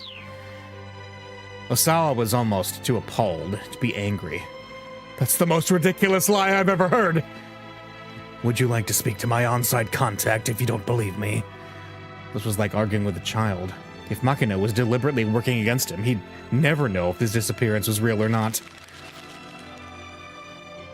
"In that case, can you please appoint a representative in his stead?" Osawa pleaded. "Selecting a representative is a complicated process. Even if we started right now, it would take until sometime tomorrow afternoon to complete." Tomorrow afternoon? By then it would be too late for any of this to matter.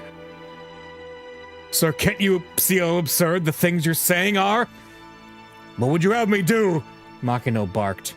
"These are the realities of corporate politics." "I understand, sir. You will do nothing for my daughter. That's what you're saying." "That's not what I'm saying," Makino replied.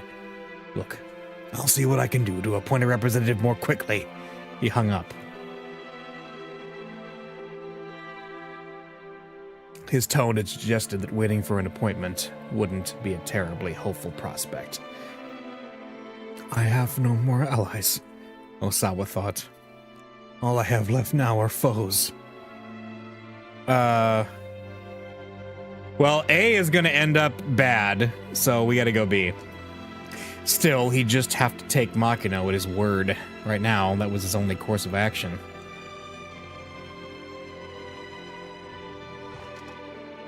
Osawa sat down in front of his computer and quietly closed his eyes. "If only I could just go to sleep and wake up tomorrow morning and find all of this resolved. All I'm asking for is a miracle." But he knew reality would never be so kind. He could hold his eyes shut as long as he wanted, and it wouldn't make this hopeless situation go away. He felt the anxiety welling up inside him until it seemed like he was going to explode. Needing a distraction from his helplessness, Osawa opened up Ayanet. He knew this was mere escapism, but he couldn't just sit and do nothing while waiting for Makino to call back. He posted a new topic with the title, Aya Fortune Teller.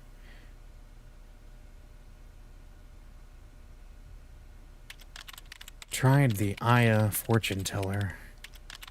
My results basically said I was a bad person who can't connect to the people around me.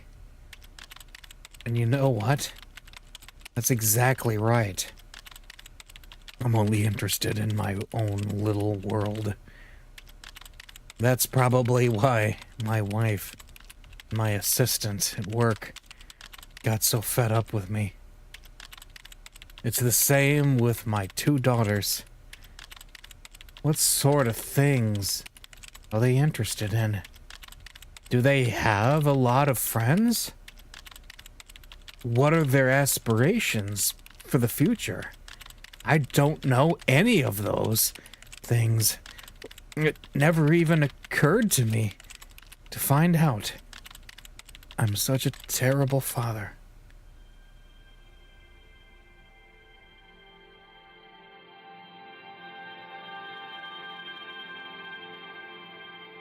Osawa's fingers ceased their tapping on the keyboard as he thought back to when Maria and Hitomi were younger. Daddy! Daddy! The two girls would follow him around like a pair of puppies. Their father was their everything. That much was clear just by looking at their faces. He'd felt a ticklish giddiness at having his girls cling to him so. He'd never felt anything like it in his life. But there were times where he also found it tiresome. I am sick of being the person I am. There's nothing I can do about it. Well, I'm sure it's far too late for me to change. He poured out all of his negative emotions into his post. It felt like stream of consciousness drivel, but he doesn't hesitate to write it down all the same. He wanted other people to know what a miserable excuse for a human being he was.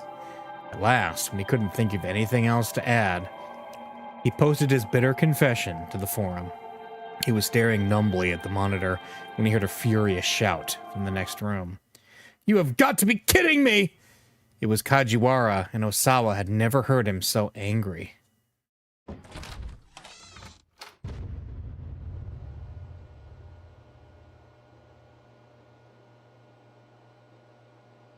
Osawa headed into the living room and found Kajiwara embroiled in a vehement argument with the other detectives. I don't care what HQ's policy is! I will not just quietly go along with this! Kajiwara had already screamed himself red in the face. You're out of line, snapped one MPD detective. Kiichi Sawatari, with the Metropolitan Police Department's first criminal investigation section, having heard of Kajiwara's past deeds from friends at the Shibuya precinct, he recommended to his boss that Kajiwara be assigned to the investigation at the Osawa residence. After seeing the detective's interaction with Osawa, he is confident that his recommendation was in the right. However, given the circumstances, he can't help but take a cold stance towards Kajiwara. Hold your tongue. I don't care if I'm out of line. You may have talent, I'll give you that, the other detective said, but you're a precinct detective, and this isn't your jurisdiction. It's not your place to question orders from higher up. Wait, Osawa thought. Kajiwara really is a real detective after all? Oh, that's what he's getting from this? Yeah. Go on. Explain the situation to Mr. Osawa. Kajiwara bit his lip in frustration at the other detective's order. Very well, he said. But before he could say more, Osawa noticed that the police equipment had all been cleared off of the table. Hold on, Osawa said. What's going on? Has something happened? Allow me to explain, sir, Kajiwara said. His bitterness showed plainly on his face. We've been recalled, sir. The MPD has established a security force headed by members of its Public Security Bureau to deal with the bioterrorist threat. Because the kidnapping task force has not yet found Maria, and she is infected with the virus, the task force personnel have instead been absorbed into the security force and will continue their work under its direction. Osawa narrowed his eyes, fighting to keep the confusion from his face. What do you mean by that? He was shaking, terrified to have his suspicions confirmed. I'm truly sorry, sir, for having been unable to help you. Kajiwara gave a deep and solemn bow. But, Maria, what's going to happen to Maria? Another unit has been tasked with bringing your daughter into custody, sir. That much at least Osawa could process. You're going to place her under quarantine, aren't you? Kajiwara's lips stiffened, but he nodded. In order to minimize the spread of the virus, so I'm told. No! Osawa cried. You can't do that! If you do, there won't be any way to save her! His head spun. Please, I beg of you. You need to get Maria to me. I might be able to save her. When Kajiwara didn't respond, he turned to the other detectives. Please, don't. You can't place Maria under quarantine. But the detectives' only answer was to avert their eyes. Why are you all ignoring me? Please, you have to listen. If you bring her to me, I can figure something out. I know I can. He plunked himself down on the floor, yelling and flailing his arms like a child throwing a tantrum.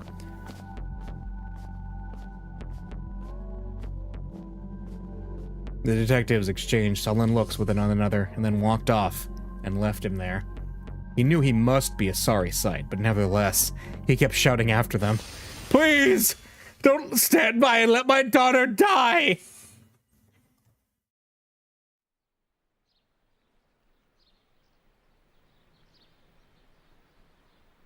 Only Kajiwara remained with him in the living room.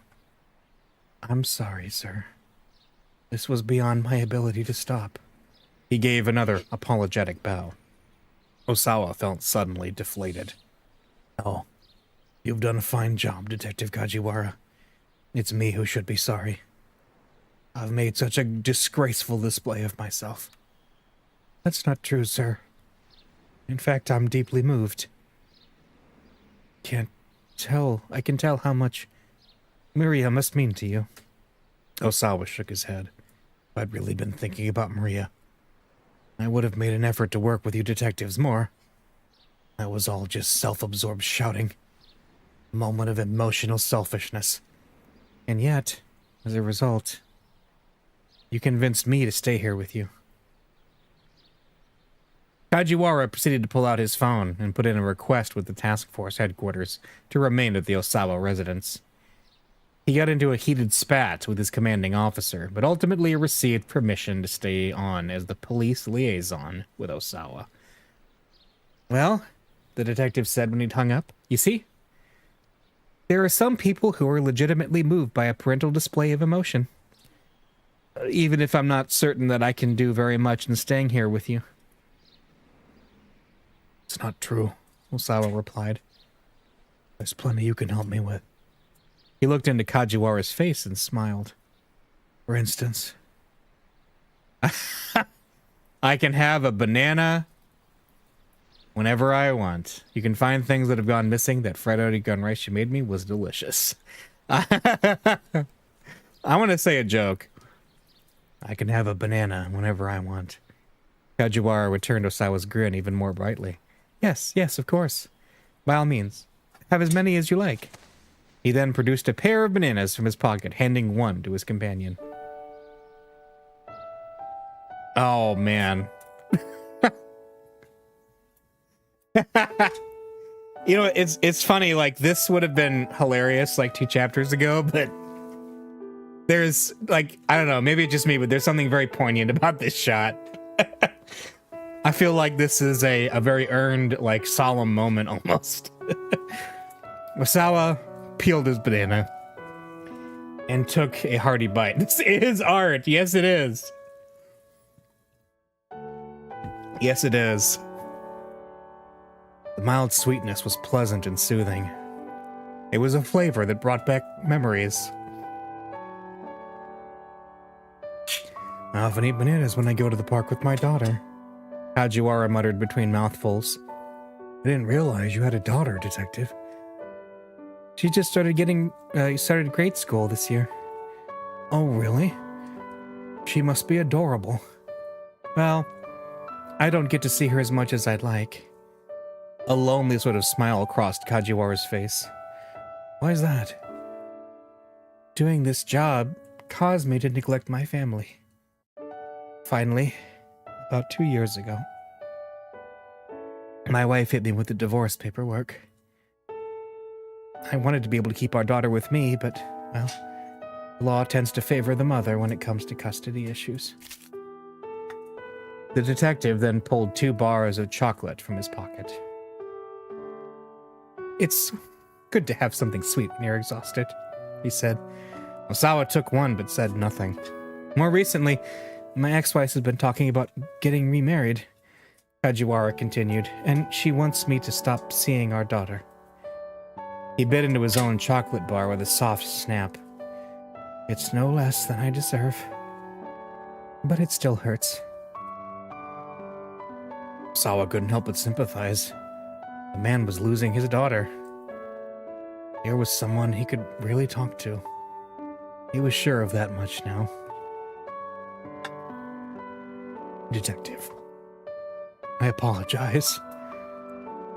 I've kept things from you because I was worried that they involved classified corporate information.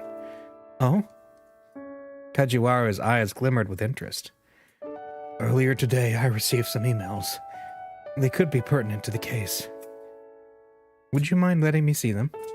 Osawa shook his head. On the contrary. Back in front of his computer, Osawa saw that Ionet was still open. Pretty Honey, who we know is Kano's future father-in-law, had responded to his forum post. We gotta read it. One moment. Just let me read this. Osawa read the response. I got that same result. Do you really think it's too late? Don't give up hope. Hang in there. It's never too late. Every family has its share of problems. Like, you'll never find one that doesn't, I'm sure. When it comes to family, there's no such thing as game over. So don't let it get you down, Julie. Okay. Besides, I did learn one thing from reading your post. In the end, a father's happiness is his daughter's happiness. Kajiwara peered into the monitor. A young girl is posting to a forum for people 40 and older. It's Pretty Honey. She always replies to my threads. The detective furrowed his brow. I see. Is something the matter? No, that last line there just has me curious is all. A young girl writing something like that. Well, that's neither here nor there right now. Let me see those emails, if you would. Osawa opened his email. He pulled up on the images of the human testing on the monitor. What is this? Kajiwara stared at the monitor as if unable to look away. These are images from unauthorized clinical testing of an antiviral drug I developed. Carried out by my company without my knowledge. Girl remains okay, listen. Trust us, we've been on the internet a long time. There are no girls on the internet, okay? That's still true. The sentiment behind that is still true, okay? It is. Images of a... I'm sorry, what was that? The detective frowned at the unfamiliar technology. In simple terms, the antiviral is a wonder drug to combat the UA virus. Hold on. Maria is infected with the UA virus, isn't that right? Yes, UA is a species of virus discovered in South Africa relatively recently. Roughly 12 hours after infection, patients develop a cough, then a fever, then begin vomiting, and ultimately begin to bleed uncontrollably from all over, resulting in death. The mortality rate is... Osawa was reluctant to say it. I don't want to say it, but it has 3 digits in the percentage.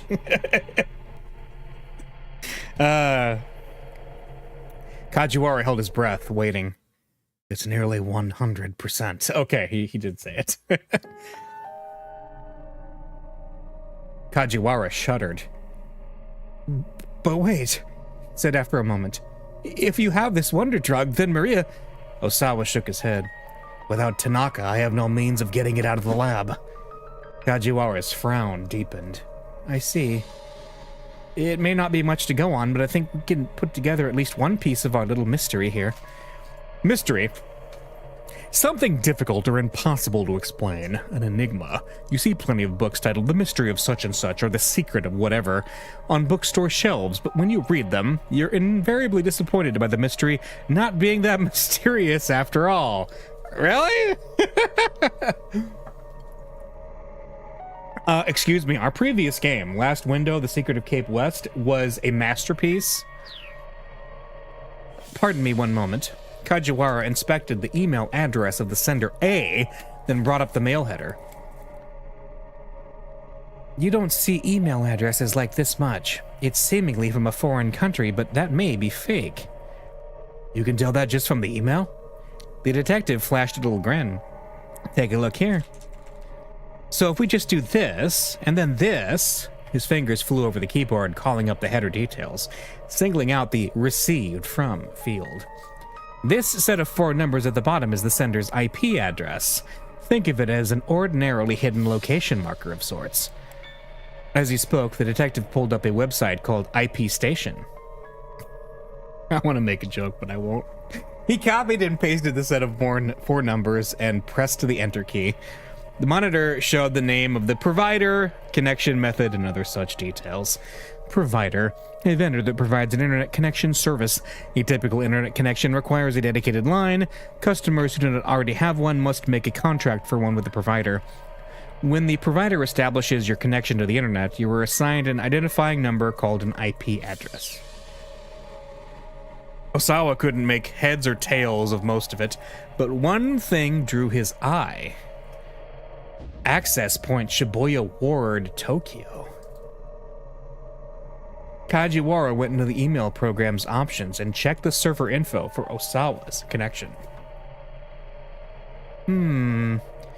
Deep furrows formed in his forehead. This is the same provider that you use, Mr. Osawa. What does that mean?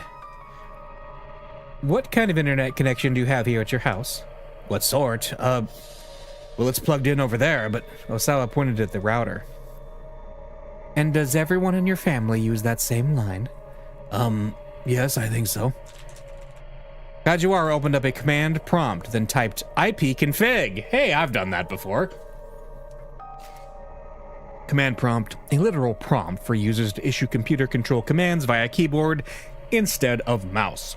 Also frequently used to refer to the window or program allowing for such. Okay, so if the same numbers we saw before pop up here, that's a bad sign. Oh? Osawa stared at the monitor.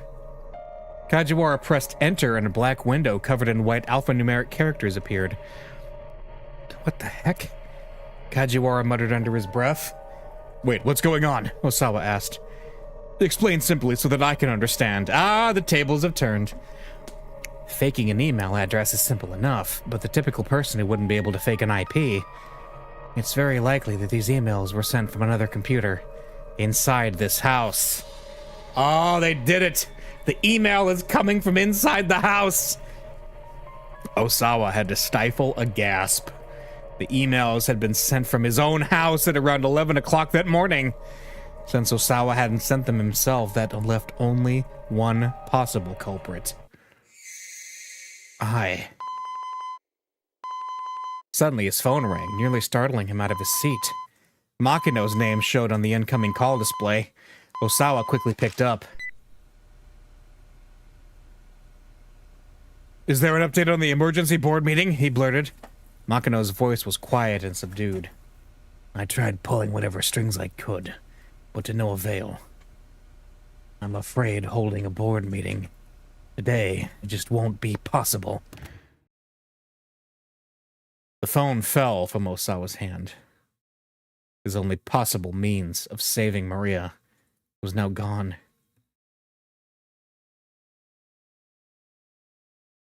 To be continued. Oh, man! This is a shorter hour. Yeah, this is a shorter hour. Man. Oh. That is nuts. Okay. Well, we haven't touched Kano at all. We have Maria, who is kept out. Achi's to be continued. Minorikawa we need to finish, as well as Kano. So, let's do... Wait. How did Minorikawa get shoved all the way back to the Stumbling Man? That's weird. What happened there? Hang on. Minorikawa said... Is it fun hitting people with that thing? Right. Right. We did this one already.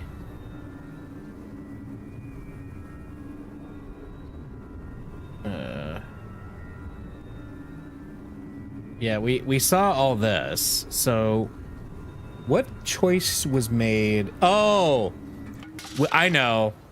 It was Osawa not going to the car. So, okay. We're gonna redo his whole taxi cab drive, I think, at this point.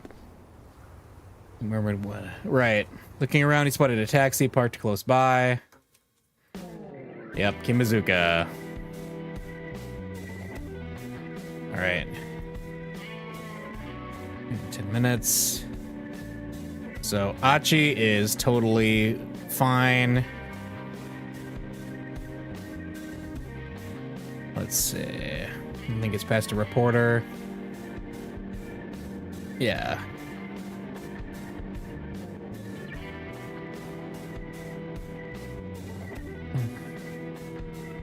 Okay. Now we're gonna get to the scene.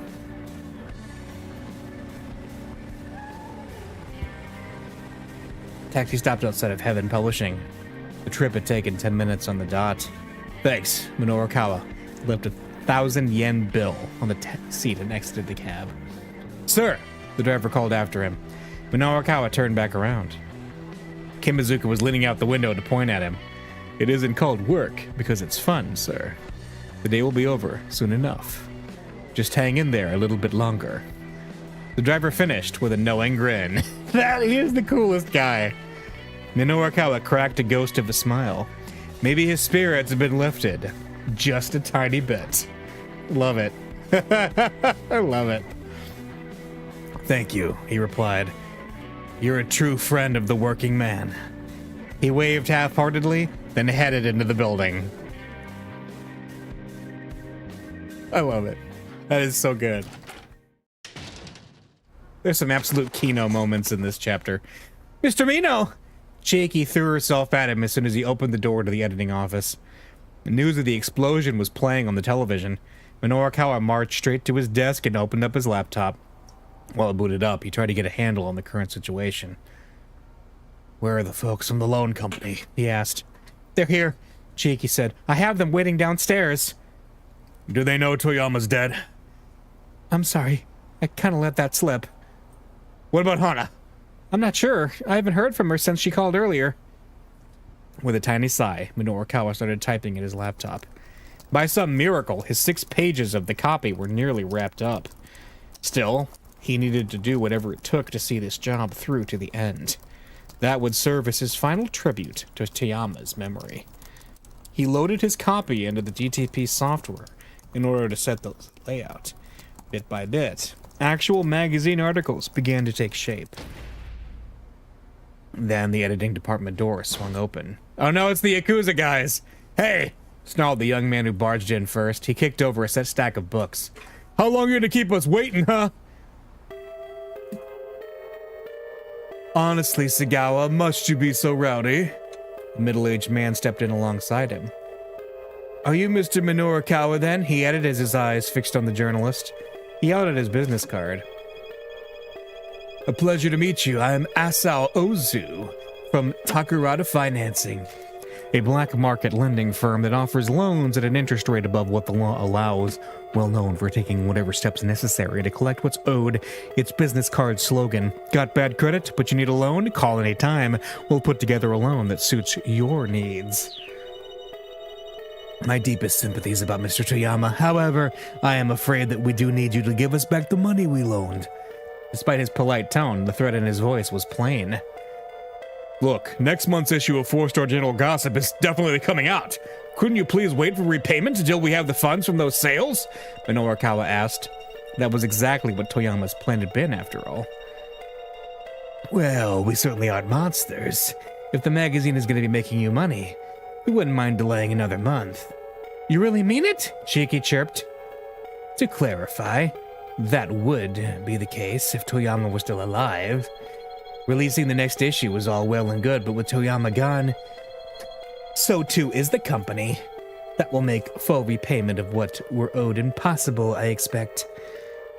Then what do you want us to do? Minoru Kawa asked coldly. How about we just cut to the chase, growled the younger man Sagawa. Dig out your ears and listen up. Cheeky wriggled in a panic, and Minorukawa held up an interposing hand. "Knock it off," he said. "You're scaring the young lady." A thin smile came to Ozu's face. "All we want to know is where Mr. Toyama's daughter is." "Yeah, that's right," Sagawa said. "Tell us where the girl is." "No way!" Cheeky squeaked in protest. "Hana's just a little kid. She doesn't have any responsibility to pay back the..." Ozu didn't let her finish. "We're aware of that. Nevertheless, we'd still like to know where she is." The law didn't matter right now. Guys like this had all sorts of ways of wringing money out of people. It was clear from the looks on their faces that Ozu and Sagawa had some wicked scheme up their sleeves. "Unless, of course, you would prefer to take on Toyama's debts, Mr. Minorukawa. You are quite the accomplished reporter, after all." "Take on his debts, huh?" Minorukawa didn't know how much Toyama had borrowed, but it only took one look at these guys to tell him it was no small sum. "How about it?" Ozu asked. "The way you land scoop after scoop, I'm sure you'll be able to repay us in full before you die." Minorukawa fiercely returned his stare. I'll reconsider it. All right. Can't we just call it even? I'll consider it. I'll consider it. Could you give me some time?" Cheeky went pale at Minorukawa's response. "No, I couldn't even think about taking their offer," she cried. Sagawa stepped in, drowning her out. "No way! We waited long enough! Give us your answer now! Yes or no? What's it gonna be?" Now, let's just calm down," Ozu chided. He said that he'd consider it. That's a step in the right direction. Wouldn't you agree, Mr. Minorukawa? "Yeah, sure. Then I suppose we can enlist a little longer." Minorukawa had hoped to put them off for several days at least, but it didn't look like that was going to happen.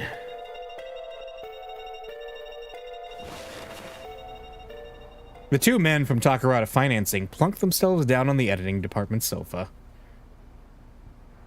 "Mr. Mino, you're actually not going to take on the debt, are you?" Cheeky asked quietly. Minorukawa sat at his desk looking over the copy he'd written. "That's none of your concern," he said. "What I need you to know is, how's your piece on those street interviews coming?" "But, I mean, those guys, they said it doesn't matter if the issue comes out or not." "Don't be ridiculous! When a professional agrees to take on a job, they see it through to the end." Cheeky took his point and scampered to grab the printout of her copy. Minorukawa gave it a quick once-over. He saw immediately that the piece was lacking in structure. He then read the article a second time, checking the finer details. Several off-theme sentences jumped out at him. "This is no good. Rewrite it." He thrust the printout back at Chiaki. "Yes, sir." She bowed her head and retreated to another desk. The TV was still on. A news broadcaster's voice suddenly broke through the silence as well as Minorukawa's concentration. "We're live on the scene now, where an explosion in Shibuya has..." Minorukawa gazed blankly at the screen. He found his mind drifting to a particular memory of Toyama. The door looked like it might fall apart at any moment, but Minorukawa didn't care. He pounded on it as hard as he could. The Toyama nameplate popped off and fell to the floor. It was hard to believe this dilapidated apartment was the home of a newspaper editor who'd worked his way up from reporter. "Hey, Toyama! Get your ass out here!" At the sound of Minorukawa's angry shouting, other tenants on the floor poked their heads out of their rooms to stare. He paid them no heed, continuing to call out. Eventually, Toyama opened the door, dressed in his sweats and undershirt. "Put it down, you moron!" he snapped. "Come on in." "I heard you tendered your letter of resignation at the paper." Minorukawa sat cross-legged on the tatami-covered floor. "Tell me why." Toyama quirked a lopsided grin. "You want to know why I quit, huh? All right, lean in close." Minorukawa peered at him dubiously. "Huh? Why?" "I don't want anyone overhearing this." Resigned, Minorukawa leaned forward and turned his right ear toward Toyama. The man's warm breath against his cheek was pretty unsettling. At first, he had trouble concentrating on Toyama's story, but when the older man got to the crux of the matter, he found himself listening with rapt attention. By the time Toyama finished, Minorikawa was unable to suppress his shock. You're starting your own publishing company? Not so loud! Toyama shushed him with a finger to his lips. He looked around warily, as if there might be spies in his own apartment. Right, but a publishing company? Minorikawa said more quietly this time. What are you doing for your distributor account? All booksellers were required to use a wholesale distributor to circulate their publications. To do business with such a distributor, a publisher needed a specialized distributor account. They're not going to let a company with no track record open a new account with a distributor. I'm sure you must realize that. Toyama grinned, a proud gleam in his eye. I know, that's why I bought one. You bought one? A ghost account belonging to a publisher that went bankrupt. Distributor accounts could go for tens of millions of yen. There was no way Toyama could afford that on his severance pay alone. He must have taken out a loan in order to make the purchase. But the publishing industry was in a slump nowadays. People just weren't buying books much anymore. Starting up a new publishing company was a beyond risky endeavor. And I've already decided on a name for my company, Minorikawa. Toyama's face was positively beaming. Get this. Heaven Publishing. Heaven? That sounds fatalistic. The idea is that the people who work for me will feel like they're in paradise. For all this fetching about keeping quiet, Toyama was now exclaiming pretty loudly himself. I mean, I can appreciate your willingness to take the risk, but surely your wife must have had objections, Minorikawa said. Toyama fell silent. He went and opened up the refrigerator. Minorikawa took a peek inside. Its shelves were mournfully spare, holding little besides beer cans and drinking snacks. The missus left me, took her daughter with her. Those scant few words painted the picture clearly enough. Toyama grabbed a can of beer and tossed it to his guest. But no more sob stories, he went on. He briskly cracked open his own can of beer. Weak foam bubbled from the top. Cheers, Minorikawa, to Heaven Publishing's big debut. He'd cast everything aside and was striving for a new beginning. If the man had braced himself for the challenge, it wasn't Minorikawa's place to tell him he was making a mistake. Even if it was an uphill battle, he had little chance of winning. Congrats, Mr. Toyama. Minorikawa pulled the tab on his beer can. Cheers. The two of them clacked their cans together.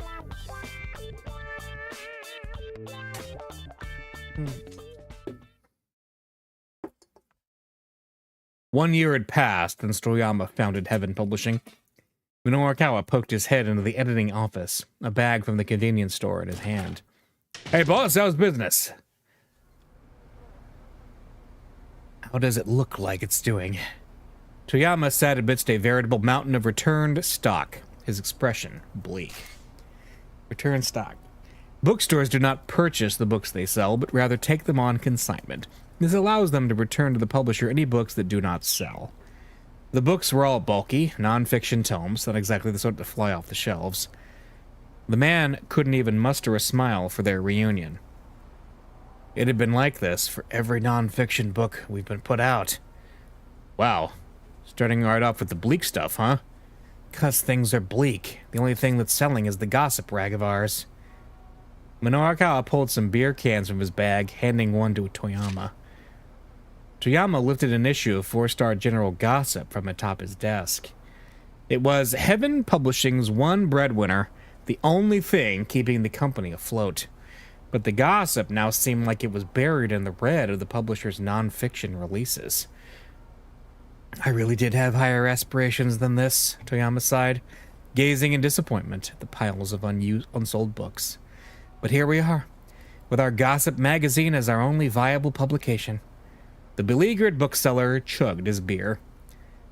Daddy, I'm hungry. Minorikawa was startled to hear a young child's voice. He turned around to see a little girl nestled between the stacks of returned stock. That's my daughter, Hana, Toyama said. It's complicated, but she's living with me now. I see. Minorikawa couldn't press for more details with Hana right there. In all likelihood, things with Toyama's ex-wife hadn't been going well. Go on, introduce yourself, Toyama said. This is one of Daddy's work friends. Hana turned to Minorikawa with a bright little grin. Hello, my name's Hana. I'm 6. You want some of this? The Norikawa held out a packet of dried squid he'd bought to go with the beers. Sure! Hana greedily stuffed her cheeks with the squid. Toyama flashed a sheepish grin. Do you like living with your daddy, Hana? The Norikawa asked, giving the girl's hair a gentle ruffle. I do. My daddy's amazing. He runs a company. Toyama let out a tiny, involuntary sob at his daughter's ready praise. I'll keep at it, Toyama said, looking into his daughter's smiling face. Hana is more important to me than any high aspirations I might have had. I'll keep shoveling out copies of the gossip, and at least make sure she's always got something good to eat. Daddy, this is really tasty. Hana held up the pouch of dried squid. Tears welled in Toyama's eyes. Next time I'll make sure she has some sashimi, instead of something like this. Hey, what do you mean, something like this? The Norikawa grumbled. I'm the one who bought it. Toyama and his daughter laughed together. It was a heartwarming sight, Minorukawa thought, a father and his girl getting along so well. Toyama might have been a hard-hitting journalist, but when he came home at the end of the day, he was just daddy. It was only natural for the man as a father to put his child above all else. After gorging herself on snacks, Hana fell asleep on the sofa, looking well and truly satisfied. You know, Minorukawa, Hana's happiness means more to me than my lofty artistic ideals ever could. Toyama kept his voice low as he regarded his daughter's sleeping face. And from that day forward, Heaven Publishing had shifted its focus to scandal rags, with 4-star general gossip as its pillar.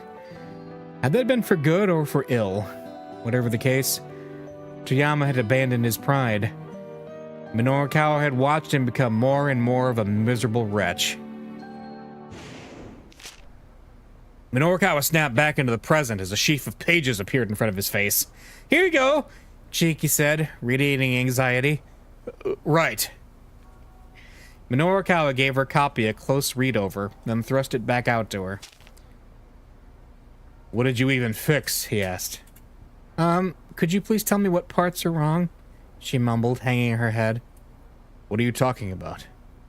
It's just, well, we don't have a lot of time here. So I figure if I just fix the parts that need fixing. Chiki trailed off into an indistinct murmur.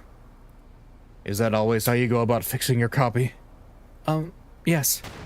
Then you're never gonna get any better. If someone tells you it's no good, you rewrite the whole thing from scratch. Oh, there we go. We got the classic Minorukawa finger point. Just making fiddly tweaks here and there is what an amateur does. Chiki dipped her head even deeper, cringing at the reprimand. Minorukawa let out a tiny sigh. Look, what I just told you. That's what Toyama told me when I was first starting out. There were times he'd have me do dozens of rewrites. At first, I thought he was just pushing me around, but after rewriting things over and over, I realized something. There are a whole lot of ways you can write about the same thing, and that's what helped me hone my skills as a writer. Chiki raised her head back up. Oh wow, really? If you can get that, then stick with it. Ride your submission deadline as close as you have to in order to write the best piece you can. Okay, I can do it. I will do it. Finally, Chiki's face brightened with a smile. That's the spirit. The woman might have talent, but she hadn't realized it yet. She needed to be able to stick to an assignment, even when things got tough. If she didn't have that kind of resolve, she'd never make it as a freelancer.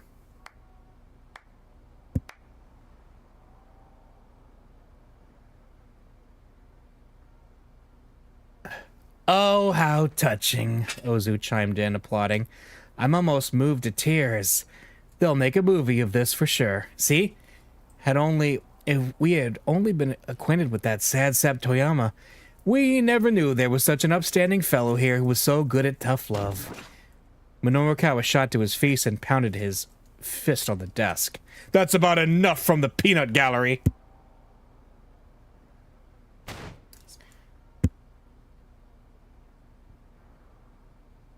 Hold your tongue, Sagawa snarled. His eyes shone with a vicious gleam. The resolve of Minoru Minorikawa. We might as well call that this chapter, yes. We're getting sick of waiting here. Sagawa, you really are a short-tempered guy, aren't you? Ozu clucked disapprovingly at his underling, then slid a sheet of paper onto Minorikawa's desk. Nevertheless, I'm afraid we do require a decision now. If you'll just stamp here, we'll be on our way. Shiki stared down at the document. Is this a bond of recognizance? Yeah, that's right. That's what you write when transferring a debt. Sagawa puffed himself up proudly. Minorikawa silently looked over the contract. If you don't have a stamp, we'll gladly accept a signature as well, Ozu pointed out. Face it, pal, Sagawa added. If you don't hurry up and sign, we're never gonna stop going after Toyama's daughter. Minorikawa snatched up a pen. Mr. Mino, you can't do this! Think about what you're doing! Chiaki shouted. If you go through with this, you'll just wind up like Mr. Toyama. I won't. Yes, you will! Just who the hell do you think I am? I'm Minoru Minorikawa! I'm gonna land so many scoops it will make your head spin! And I'm gonna pay back this debt and rebuild Heaven Publishing. But why would you take such a risk?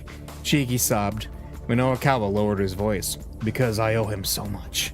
I can't stand by and let these scumbags kill his daughter. Aha! Before Minorikawa could sign, Sagawa startled him with a sudden exclamation.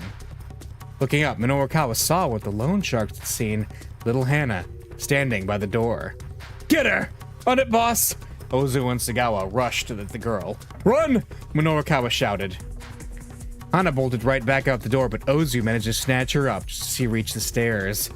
Let's be on our way, shall we? A vile grin came to Ozu's cruel face as he headed down the stairwell. Stop! Let her go! Minorikawa rushed after them, trying to grab the girl, but Sagawa drove a bunch right into his face.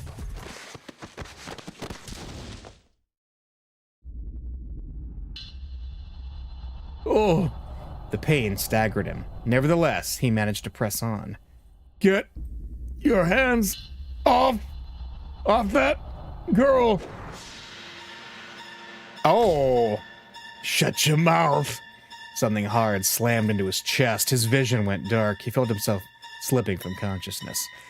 Just before he blacked out, he heard Hana's voice. I'm sorry, Uncle Minorikawa. Sorry? No. I'm the one who should apologize. But before his thoughts got any further, Minorikawa passed out. Bad end. Number 62. Hana gets caught. Hana showed up at the office only to get caught by the moneylenders, and Sagawa drop-kicked Minorikawa into unconsciousness when he tried to save her. It turns out Hana had been at the police station just before this, trying to decide if she should tell the police her father had been killed in the explosion. Then someone brought her to Heaven Publishing, which was clearly a mistake. So that's Kano's fault, is it? Is that Kano's fault? The implication here? Okay. So, I guess that means we need Kano. So let's do a little bit of Kano before we wrap for the night. Back to the precinct.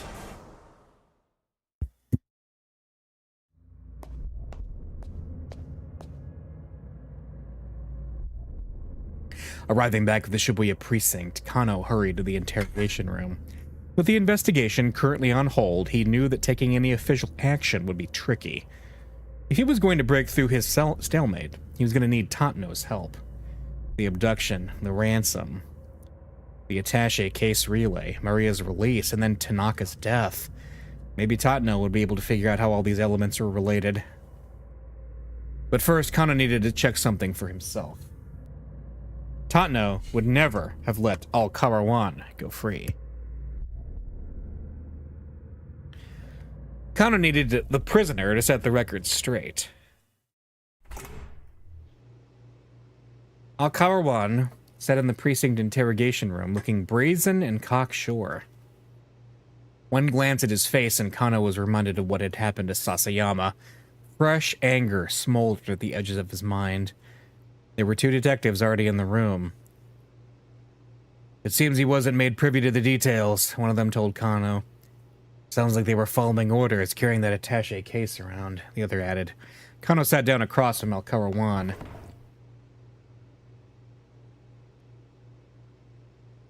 There's something I'd like to ask you, he said. We were just paid to do a job. I don't know anything more than that. His Japanese was imperfect, but he understood the language well enough.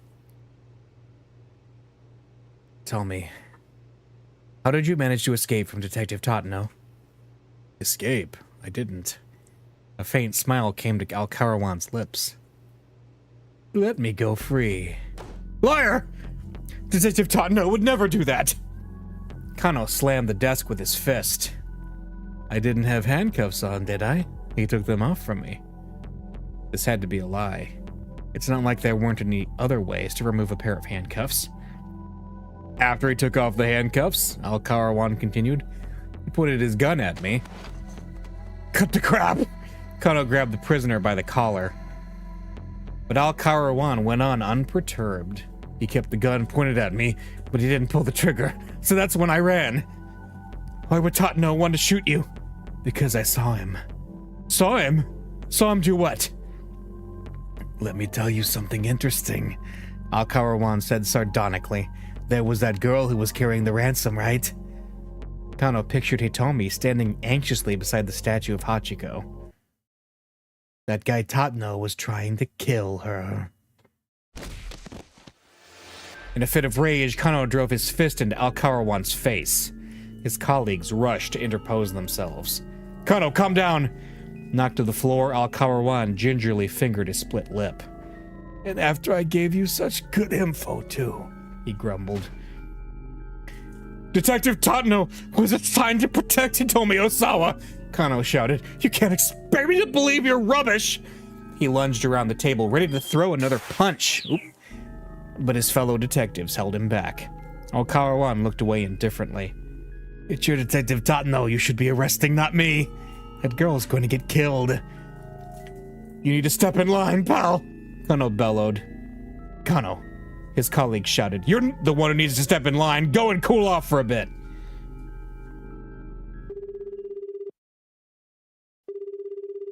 Expelled from the interrogation room, Kano immediately pulled out his cell phone and called Totano's number. Please pick up. He clutched his phone tight, pleading under his breath. But Totano didn't answer.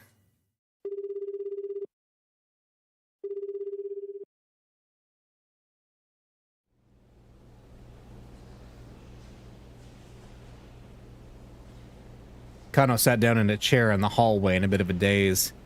He found himself holding the present Sasayama had gotten for his wife. I have to do something. I just don't know what I'm supposed to do. His restlessness gnawed at him like a rabid animal. Hey, Kano. He looked up to see Kuze standing beside him, his expression grave. I have an update on Sasayama, the director began. Kano swallowed the lump in his throat. It seems the knife went in deep enough to do some organ damage. He's in critical condition. I see. Kano bit his lip hard. His handkerchief, red with Sasayama's blood, clung to the wrapping paper of Sasayama's present. Kano peeled it away carefully so as not to tear the paper beneath. What's that? Asked Kuze. Sasayama had me hold on to this for him. It's a present for his wife. Ah, I see. I'm sorry, Director Kuze, for ignoring your orders. Kano's eyes remained fixed on the gift as he spoke. When you get down to it, none of this would have happened if it weren't for me. Some kind of punishment was surely headed his way for acting alone as he had. He probably wasn't getting out of this one with a simple written apology. When public servants are negligent in their duties or violate regulations, they can be punished with a warning, a formal reprimand, reduction in pay, suspension, or dismissal. In the case of a warning, in addition to the remonstration from a direct supervisor, the individual must also submit a formal letter explaining the relevant details and assuring that it won't happen again. But Kuze calmly shook his head. What happened to Sasayama isn't your fault. Don't blame yourself, he said. As far as this case goes, I've been given quite the runaround myself. There was a rare note of vulnerability in Kuze's voice. The higher-ups have barely let any information trickle my way, but they're still ordering me around non-stop. A real pain in the ass. Kuze fell silent, ruminating. The quiet lingered between the two men for several moments, before he abruptly spoke again. All right, I'd like to get your opinion on something. So, Mamoru Tanaka, who we found in the minivan, you know? What do you think? Should we oughta maybe release his name to the media? Kuze had slipped into his childish register. He was clearly exhausted. After dealing with the kidnapper's baffling actions and too much meddling from the higher-ups, even a veteran like Kuze is just beat. But that's not the only reason for his exhaustion. Kuze has a brother, 6 years his senior, who despite being nominally mature, refuses to get a real job, and shows no inclination to settle down with a family. He walks around town day after day, dressed like a hippie, and treating passers-by to songs he's written. Kuze has been worrying about his shiftless brother for years now. The guy has become a chronic source of consternation. Thank you. That is so random. Kano was thrown by the question. It was a rare thing for the director to seek an opinion from a mere junior detective. It feels like there's something not too normal about one of Kenji Osawa's subordinates dying, Kuze went on. Kano had the same thought. This felt too intentional to be a coincidence. So here's the question. Should I get the media involved and try to rush for a resolution, or should I be more cautious? What would you do? About releasing the name? Kano asked. That wasn't such a simple thing to answer. There were so many factors to consider. A tired smile came to Kuze's face. Don't think about it so hard. This is just so I have a point of reference. Tell me what your gut says. Let's really... releasing the name is going to affect Minorukawa's storyline, for sure. Let's do that. I think releasing the name should be all right. There was still a lot they didn't know about Tanaka. The fact that the final stop for the ransom relay was Tanaka's condo implied some sort of connection between him and the kidnappers. But they still had no idea what his role in the abduction might have been. They also didn't have any motive for why Tanaka would be helping the kidnappers in the first place. By sharing some of what they did know with the public, they might be able to garner some new leads. You'd release the name? All right, then. Without another word, Kuze headed back toward the conference room. So, what did that change? It didn't change Minorukawa. Interesting.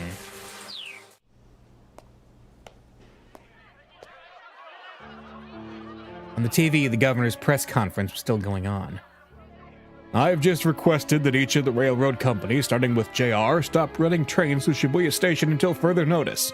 As far as the roads go, Route 246 has already been closed to traffic. The executive looked pale as he spoke to the crowd. Is there any possibility of a bioterrorist attack? What about the people who are still in Shibuya? The reporters unleashed a barrage of questions. The governor's face scrunched up. I've already made clear this is not a complete blockade. Because modern Japan does not have a system for enacting martial law, there are few ways that the government could effectively quarantine Shibuya. In the case of a potential viral infection, the infectious disease law allows for the city to be partitioned into areas of restricted movement. If the authorities do not want to acknowledge the existence of the top-secret UA virus, however, taking such an action would be rather tricky legally. There's nothing to stop anyone from leaving Shibuya on foot. Isn't what you're describing de facto martial law? Spat one reporter. Of course not, the governor snapped. You should be well aware that martial law is illegal. I couldn't declare it even if I wanted to. But what about Martian law? What about that? If you wanted to. So this is a bioterrorist issue then. I never said anything of the sort. The press conference was devolving into chaos. Kana was unsurprised, given these circumstances. Still, everyone was doing their best insofar as they knew how. So why not me, Kano thought. It doesn't matter what I do. I just want to be doing something.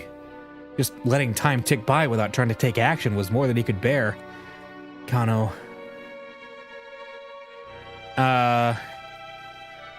Call Rumi, visit Sasayama, or think about Sasayama's... If we go to the hospital, where we're going to run into Stanley. The Sasayama's wife? Let's do Sasayama's... Let's do the hospital, actually. Kano was worried about Sasayama and decided to visit him in the hospital.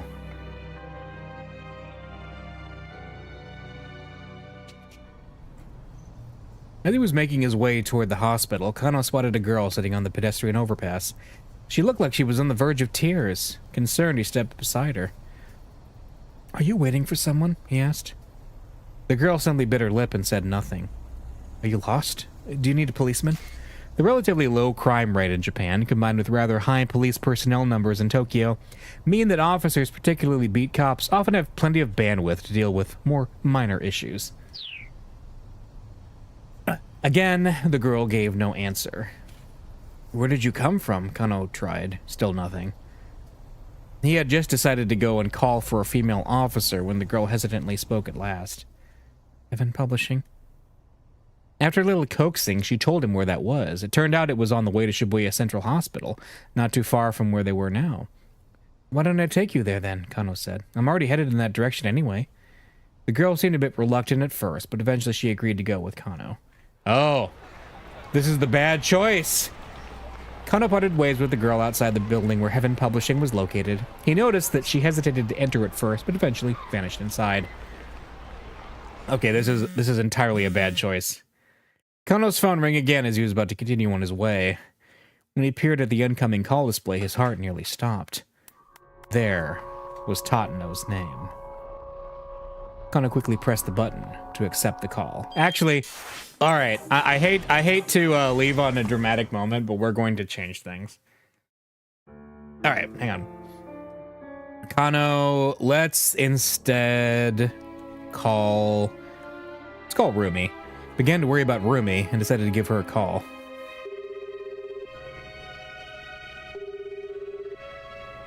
The phone rang several times before it went to voicemail. The fact that she hadn't picked up made Kano all the more anxious. He was still staring at his phone when he got a call of his own. When he peered at the incoming call display, his heart nearly stopped. There was Tatano's name. Kano quickly pressed the button to accept the call. "Detective Tatano? Detective Tatano, is that you?" There was a whole mountain of things Kano wanted to ask.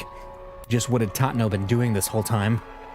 Why had he let Al Karawan go free? And what had happened to Itomi?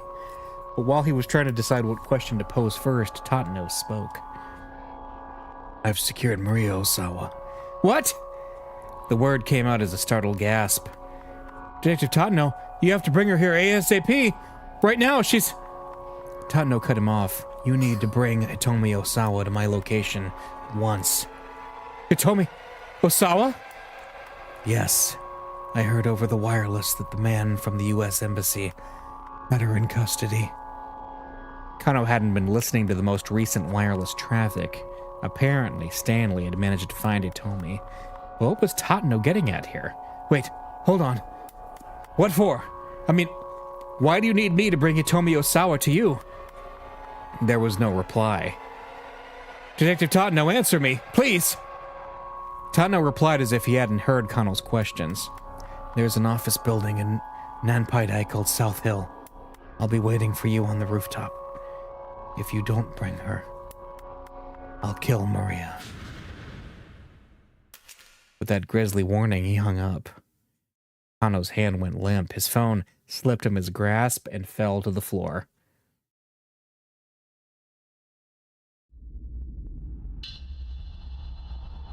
Kano went to South Hill and Nanpai-dai alone. Okay, so, yeah. All ambiguity now gone. Tatano, Detective Tatano is the man with the cane. So there we go. And he has been the whole game. The building takes its name from a rough translation of Nanpai-dai, the name of the area where it is located. The official name is South Hill Building, but since this is awkward to say, it is frequently shortened.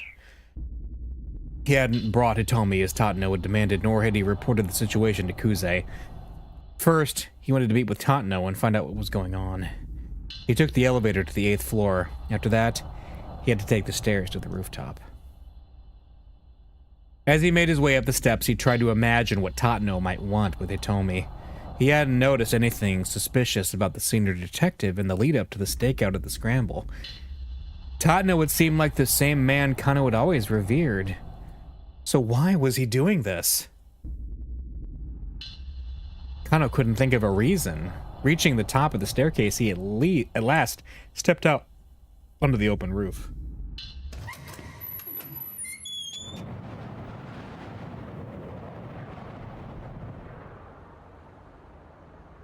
The time for half-baked conjecture was past. Kano would lay his doubts at Tatno's feet. Then soon enough, everything would become clear. Inwardly, Kano did his best to convince himself of that. A warm breeze blew against his cheek. He took a look around but saw no sign of Tatno. "Detective Tatno, where are you?" Getting no response, he began to walk around the rooftop, calling out several more times. "It's Kano! I've come as you asked!" "Where's Hitomi Osawa?" Kano whirled around when he heard the voice behind him.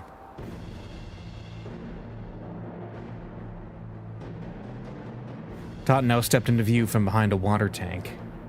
He led with him a young woman, bound and blindfolded. "Why didn't you bring her?" he growled. Kano stared in shock. "Detective Tatno, why are you doing this? Is that really Maria?" "Ah, we can do a jump." Tatno responded by removing the young woman's blindfold. There was no doubt about it. She looked very much like Hitomi Osawa. A surge of frustration rushed through Kano. "Detective Tatno, what is the meaning of this?" Kano fought to remain calm. He felt like he was on the verge of falling to pieces. "Bring me Hitomi Osawa, and I'll let this girl go." "Why? What do you need Hitomi for?" But Tatno's only answer was an icy stare. "This isn't like you. It's so weird." "The Detective Tatno who I know." "Who you know?" Tatno cut him off. "What do you know about me?" "I know what sort of detective you are, sir, because I've modeled myself after you for my whole career." The older man's expression remained stony. "Don't you remember," Kano went on, "that time when you risked your life to talk down that man who'd barricaded himself inside that office? Ever since then, you've been my..." Tatno interrupted him with a sudden burst of laughter. "You really are gullible, you know that? You can only see things the way you want to see them." "What do you mean by that?" "The truth is, I didn't even care if I died doing what I did. That's why I doused myself in gasoline." Tatno's voice had gone low and quiet. "That was no display of heroics. It was more attempted suicide than anything else. I wasn't thinking about the other people still inside the building. It's just a coincidence things turned out the way they did. So then if you'd made a single misstep, then everyone in that building might well have burned to death." "You're lying! That can't be true!" Kano shook his head insistently. "I don't have time for this conversation." Tatno pressed the barrel of his gun to Maria's head. "If you don't bring Hitomi Osawa to me, believe me, I'll blow her brains out." "Please stop this!" Kano shouted, but there was no hesitation in Tatno's eyes. He looked like he really would shoot Maria if Kano didn't do as he asked. "Hurry up! Bring Hitomi to me!" "Can't you at least tell me what's going on?" "Go now, or so help me, I'll shoot." Kano drew his gun from his jacket. "I know you, Detective Tatno. I know there's some meaning behind all this." Kano's words came out as an imploring croak. Hashtag Tatno is weird. "You think you can shoot me?" Tatno spat. "Letting all Kara-1 go free? Taking Maria hostage? This has to mean something." Sweat made Kano's hands slick where he clenched his gun. "I asked if you think you can shoot me. I've always looked up to you. You were the sort of detective I wanted to become." Kano's view of Tatno began to blur as tears welled in his eyes. "Can you shoot me, Kano?" "I can." Even as he cried, Kano stood resolutely, doing his best to stare down the older man. He set his finger squarely on the trigger and pointed his gun at Tatno's forehead. Suddenly, the piercing stare vanished from the other detective's eyes. Gotta give you full marks for that, Kano. Tatno smiled thinly. I'll tell you then. I'll tell you why I'm doing this.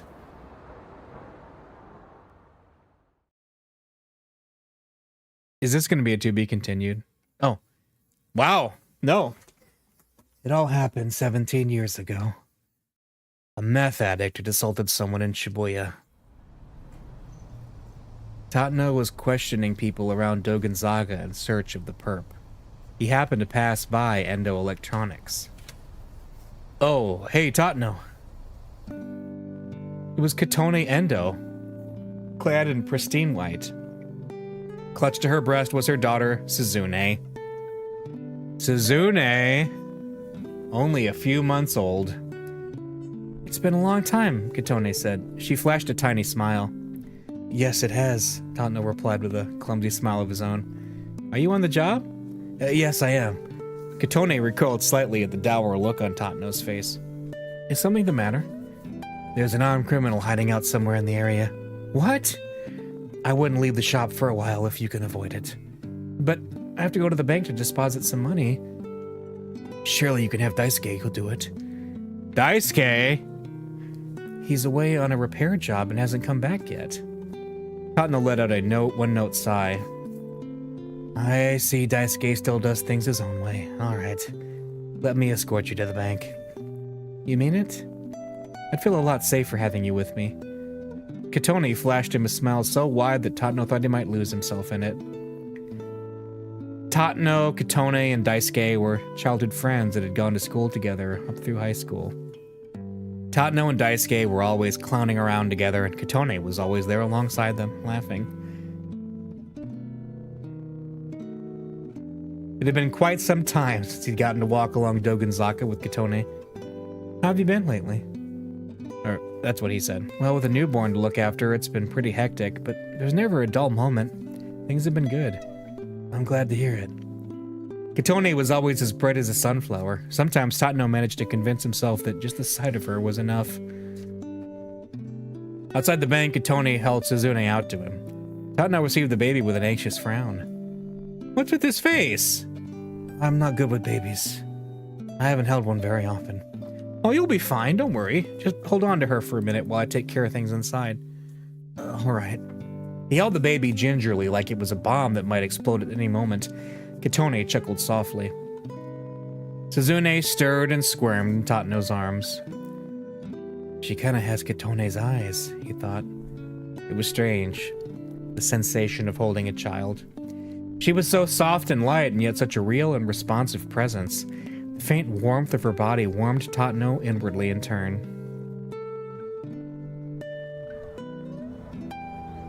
When Katone returned after making her deposit, they strolled to a nearby park, Suzune back in her mother's arms. Do you have any plans for marriage, Tatno? I haven't thought about it. Work has me plenty busy. Oh, that's just an excuse, Katone said. If there really were some woman you wanted to marry, you wouldn't let work stop you. Then I suppose it's because there hasn't been anyone I felt that way about. Really? Nobody this whole time? Yeah, really. I see. But still, seeing the two of you like this, it makes me realize how nice having a family could be. Tatno peered deeply into Suzune's face. Well, if it ain't Tatno. He looked up as a cheery voice cut into the conversation. It was Daisuke. What are you doing here? He asked his wife. I could ask you the same question. Come on, give me a break. I've come to make the deposit for the client.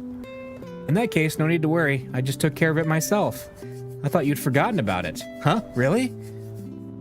Katone smiled as Daisuke reached down and carefully lifted Suzune in his arms. Beaming happily at his daughter, he nuzzled up against her tiny cheek.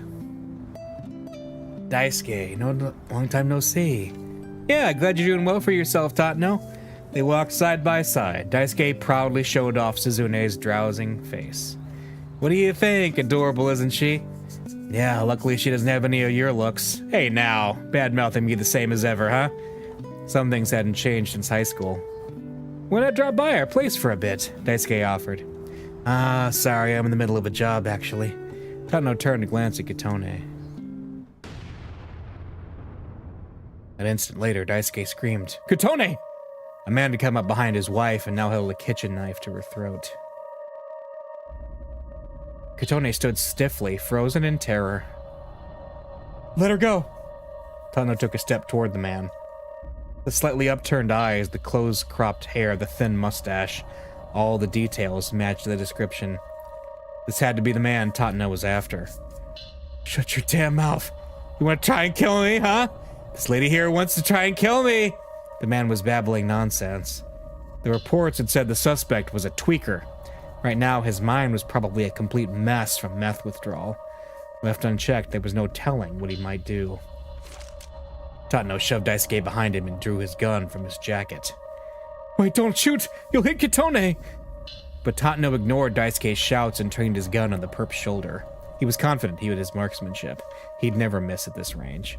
Tatano, please, back down! Daisuke pleaded. Suzune still clutched in his arms. I beg you! I can't. Tatano hissed under his breath. This isn't someone we can reason with. The assailant began waving his knife about. He could stab it into Kitone at any moment. Tatano had to take the shot now. He aimed for the shoulder of the arm the man held his knife in. Tatano, stop! Daisuke shouted, don't do this! For a brief moment, Tatano's eyes met Kitone's. He thought he saw her give a tiny nod. Don't shoot!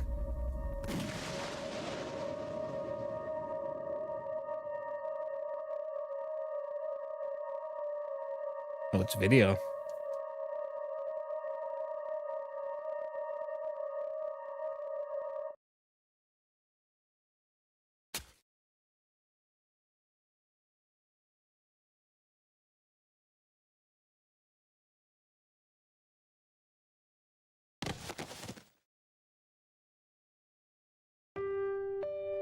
It was all over in an instant. By the time Tatano held the perp subdued, Kitone's white shirt was soaked through with red. With Kitone's death, so too died Tatano's heart. Whatever feelings had lived inside him had been reduced to cinders, leaving only a never-ending need to atone.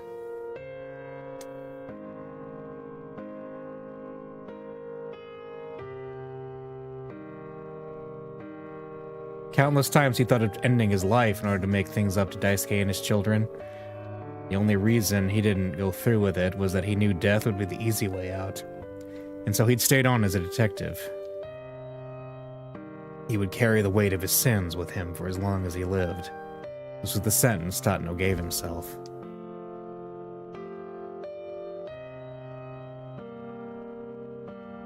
"15 years had passed since Kitone's death. For the first time, Tatano had gone to visit her grave. He was standing by the grave marker with his hands clasped when someone called out to him from behind. Excuse me." A slender young girl stood there, flowers in hand. Tatano instantly recognized her, Suzune. She looked just like Kitone had back in her high school days. "Do you know my mother?" she asked. Yes. We were classmates a long time ago." "Oh, really? Thank you so much for coming." Suzune gave a slight bow, then gazed up at Tatano with her big, bright eyes. You look just like her." Tatano struggled to hold back the tears. He felt as if Kitone stood before him, returned to life. "My father tells me the same thing all the time. I'm sure once you're all grown up, you'll be just as beautiful as she was." A forlorn smile came to Suzune's face. "Once I'm grown up? Well, I don't think that's gonna happen. I guess I really do have a lot in common with my mother, including the part where I'm gonna die young." "Don't be ridiculous," Tatano exclaimed. "Why would you say such a horrible thing?" Suzune took a step backward, looking shocked to be rebuked by a stranger. My apologies," he said hurriedly. "I didn't mean to startle you." "No, it's all right," Suzune murmured, clutching the flowers close. "Honestly, it's not something I like to talk about myself, but I'm sick. There's not really anything I can do to change it. Sick? I have a heart condition. A generic expression for illnesses pertaining to the heart, also referred to as heart disease, includes things like heart failure, valvular heart disease, and so forth. A transplant is the only thing that could help me, but my blood type is a little bit weird. It doesn't look like they'll be able to find me a compatible donor. The immune system exists to get rid of foreign substances in the body. Often a patient's immune system will attack a transplanted organ, which can result in the organ failing or functioning poorly. To mitigate the risk of rejection, it is preferable for the donor and the recipient to have matching body tissue. In the case of a heart transplant, characteristics such as blood type and pre-sensitized antibodies, human leukocyte antigens, must be screened ahead of time.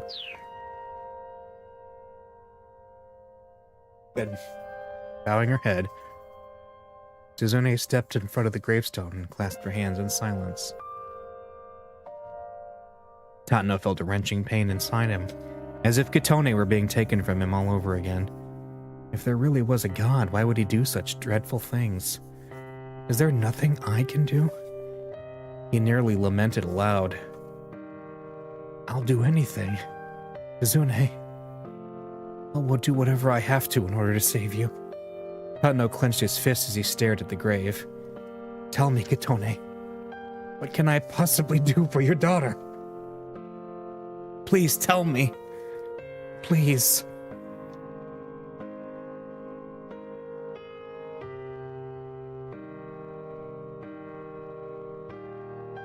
And so the months rolled on. Everything changed just after 10 o'clock that morning. Tatno was on the stakeout when his cell phone rang.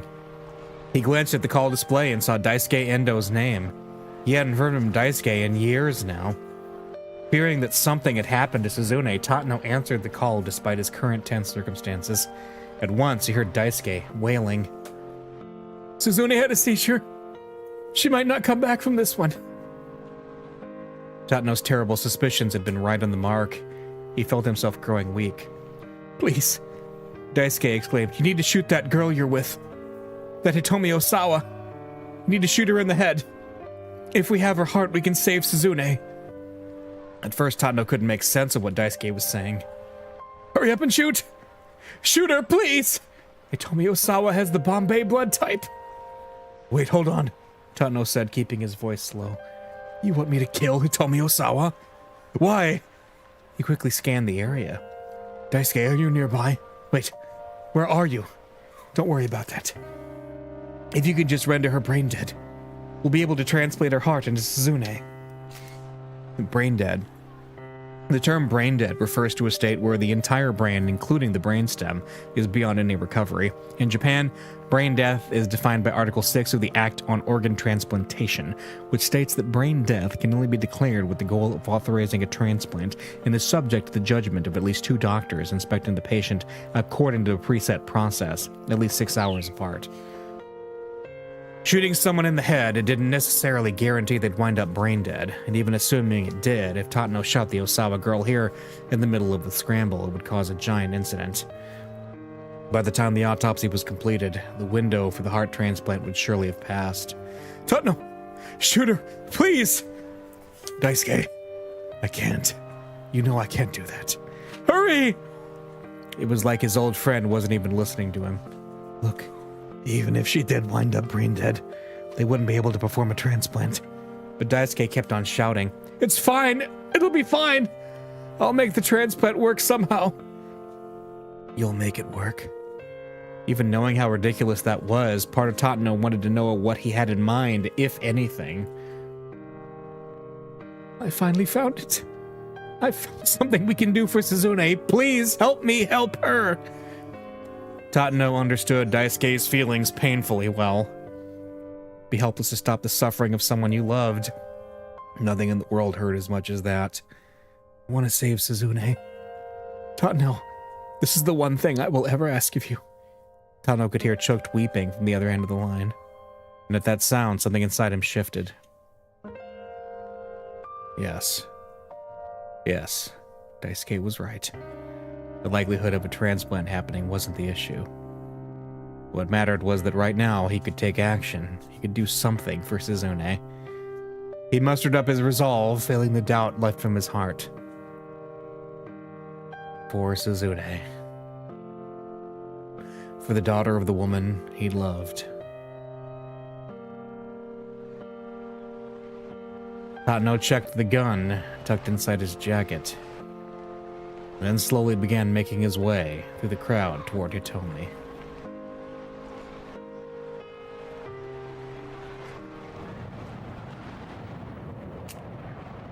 Now you know why we're here. Tatno gestured subtly with his gun, its barrel still pressed against Maria's temple. Tatno's own gun wavered in his hands. He was crying inside.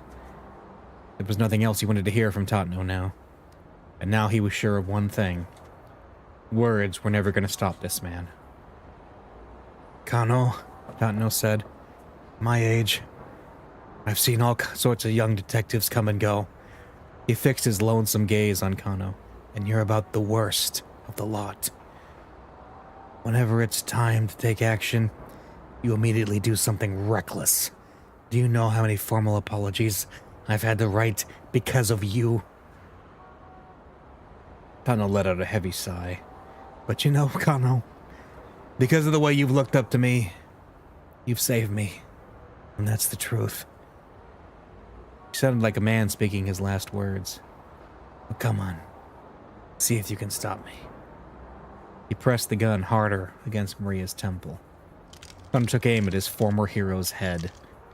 Detective Tatno! His finger wavered on the trigger. Shoot him. You have to shoot him. If you don't shoot him, Maria is going to die. He tried desperately to convince himself. I am going to stop you. Tatno looked him coldly in the eye. Do it then. Shoot me. Kano stared right back. He tightened his finger on the trigger.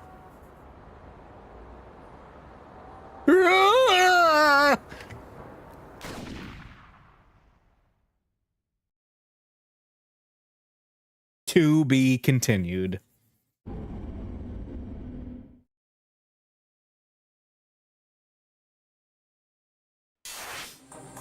Yep, that's all you're getting. We gotta finish Maria's story, which probably isn't terribly long, and then Minorikawa's story. But then we're gonna get into the next part. As I said, this game gets a lot more serious in the latter half, so, but it's very good. So, anyway, we'll see you next Saturday in the new year. Bye.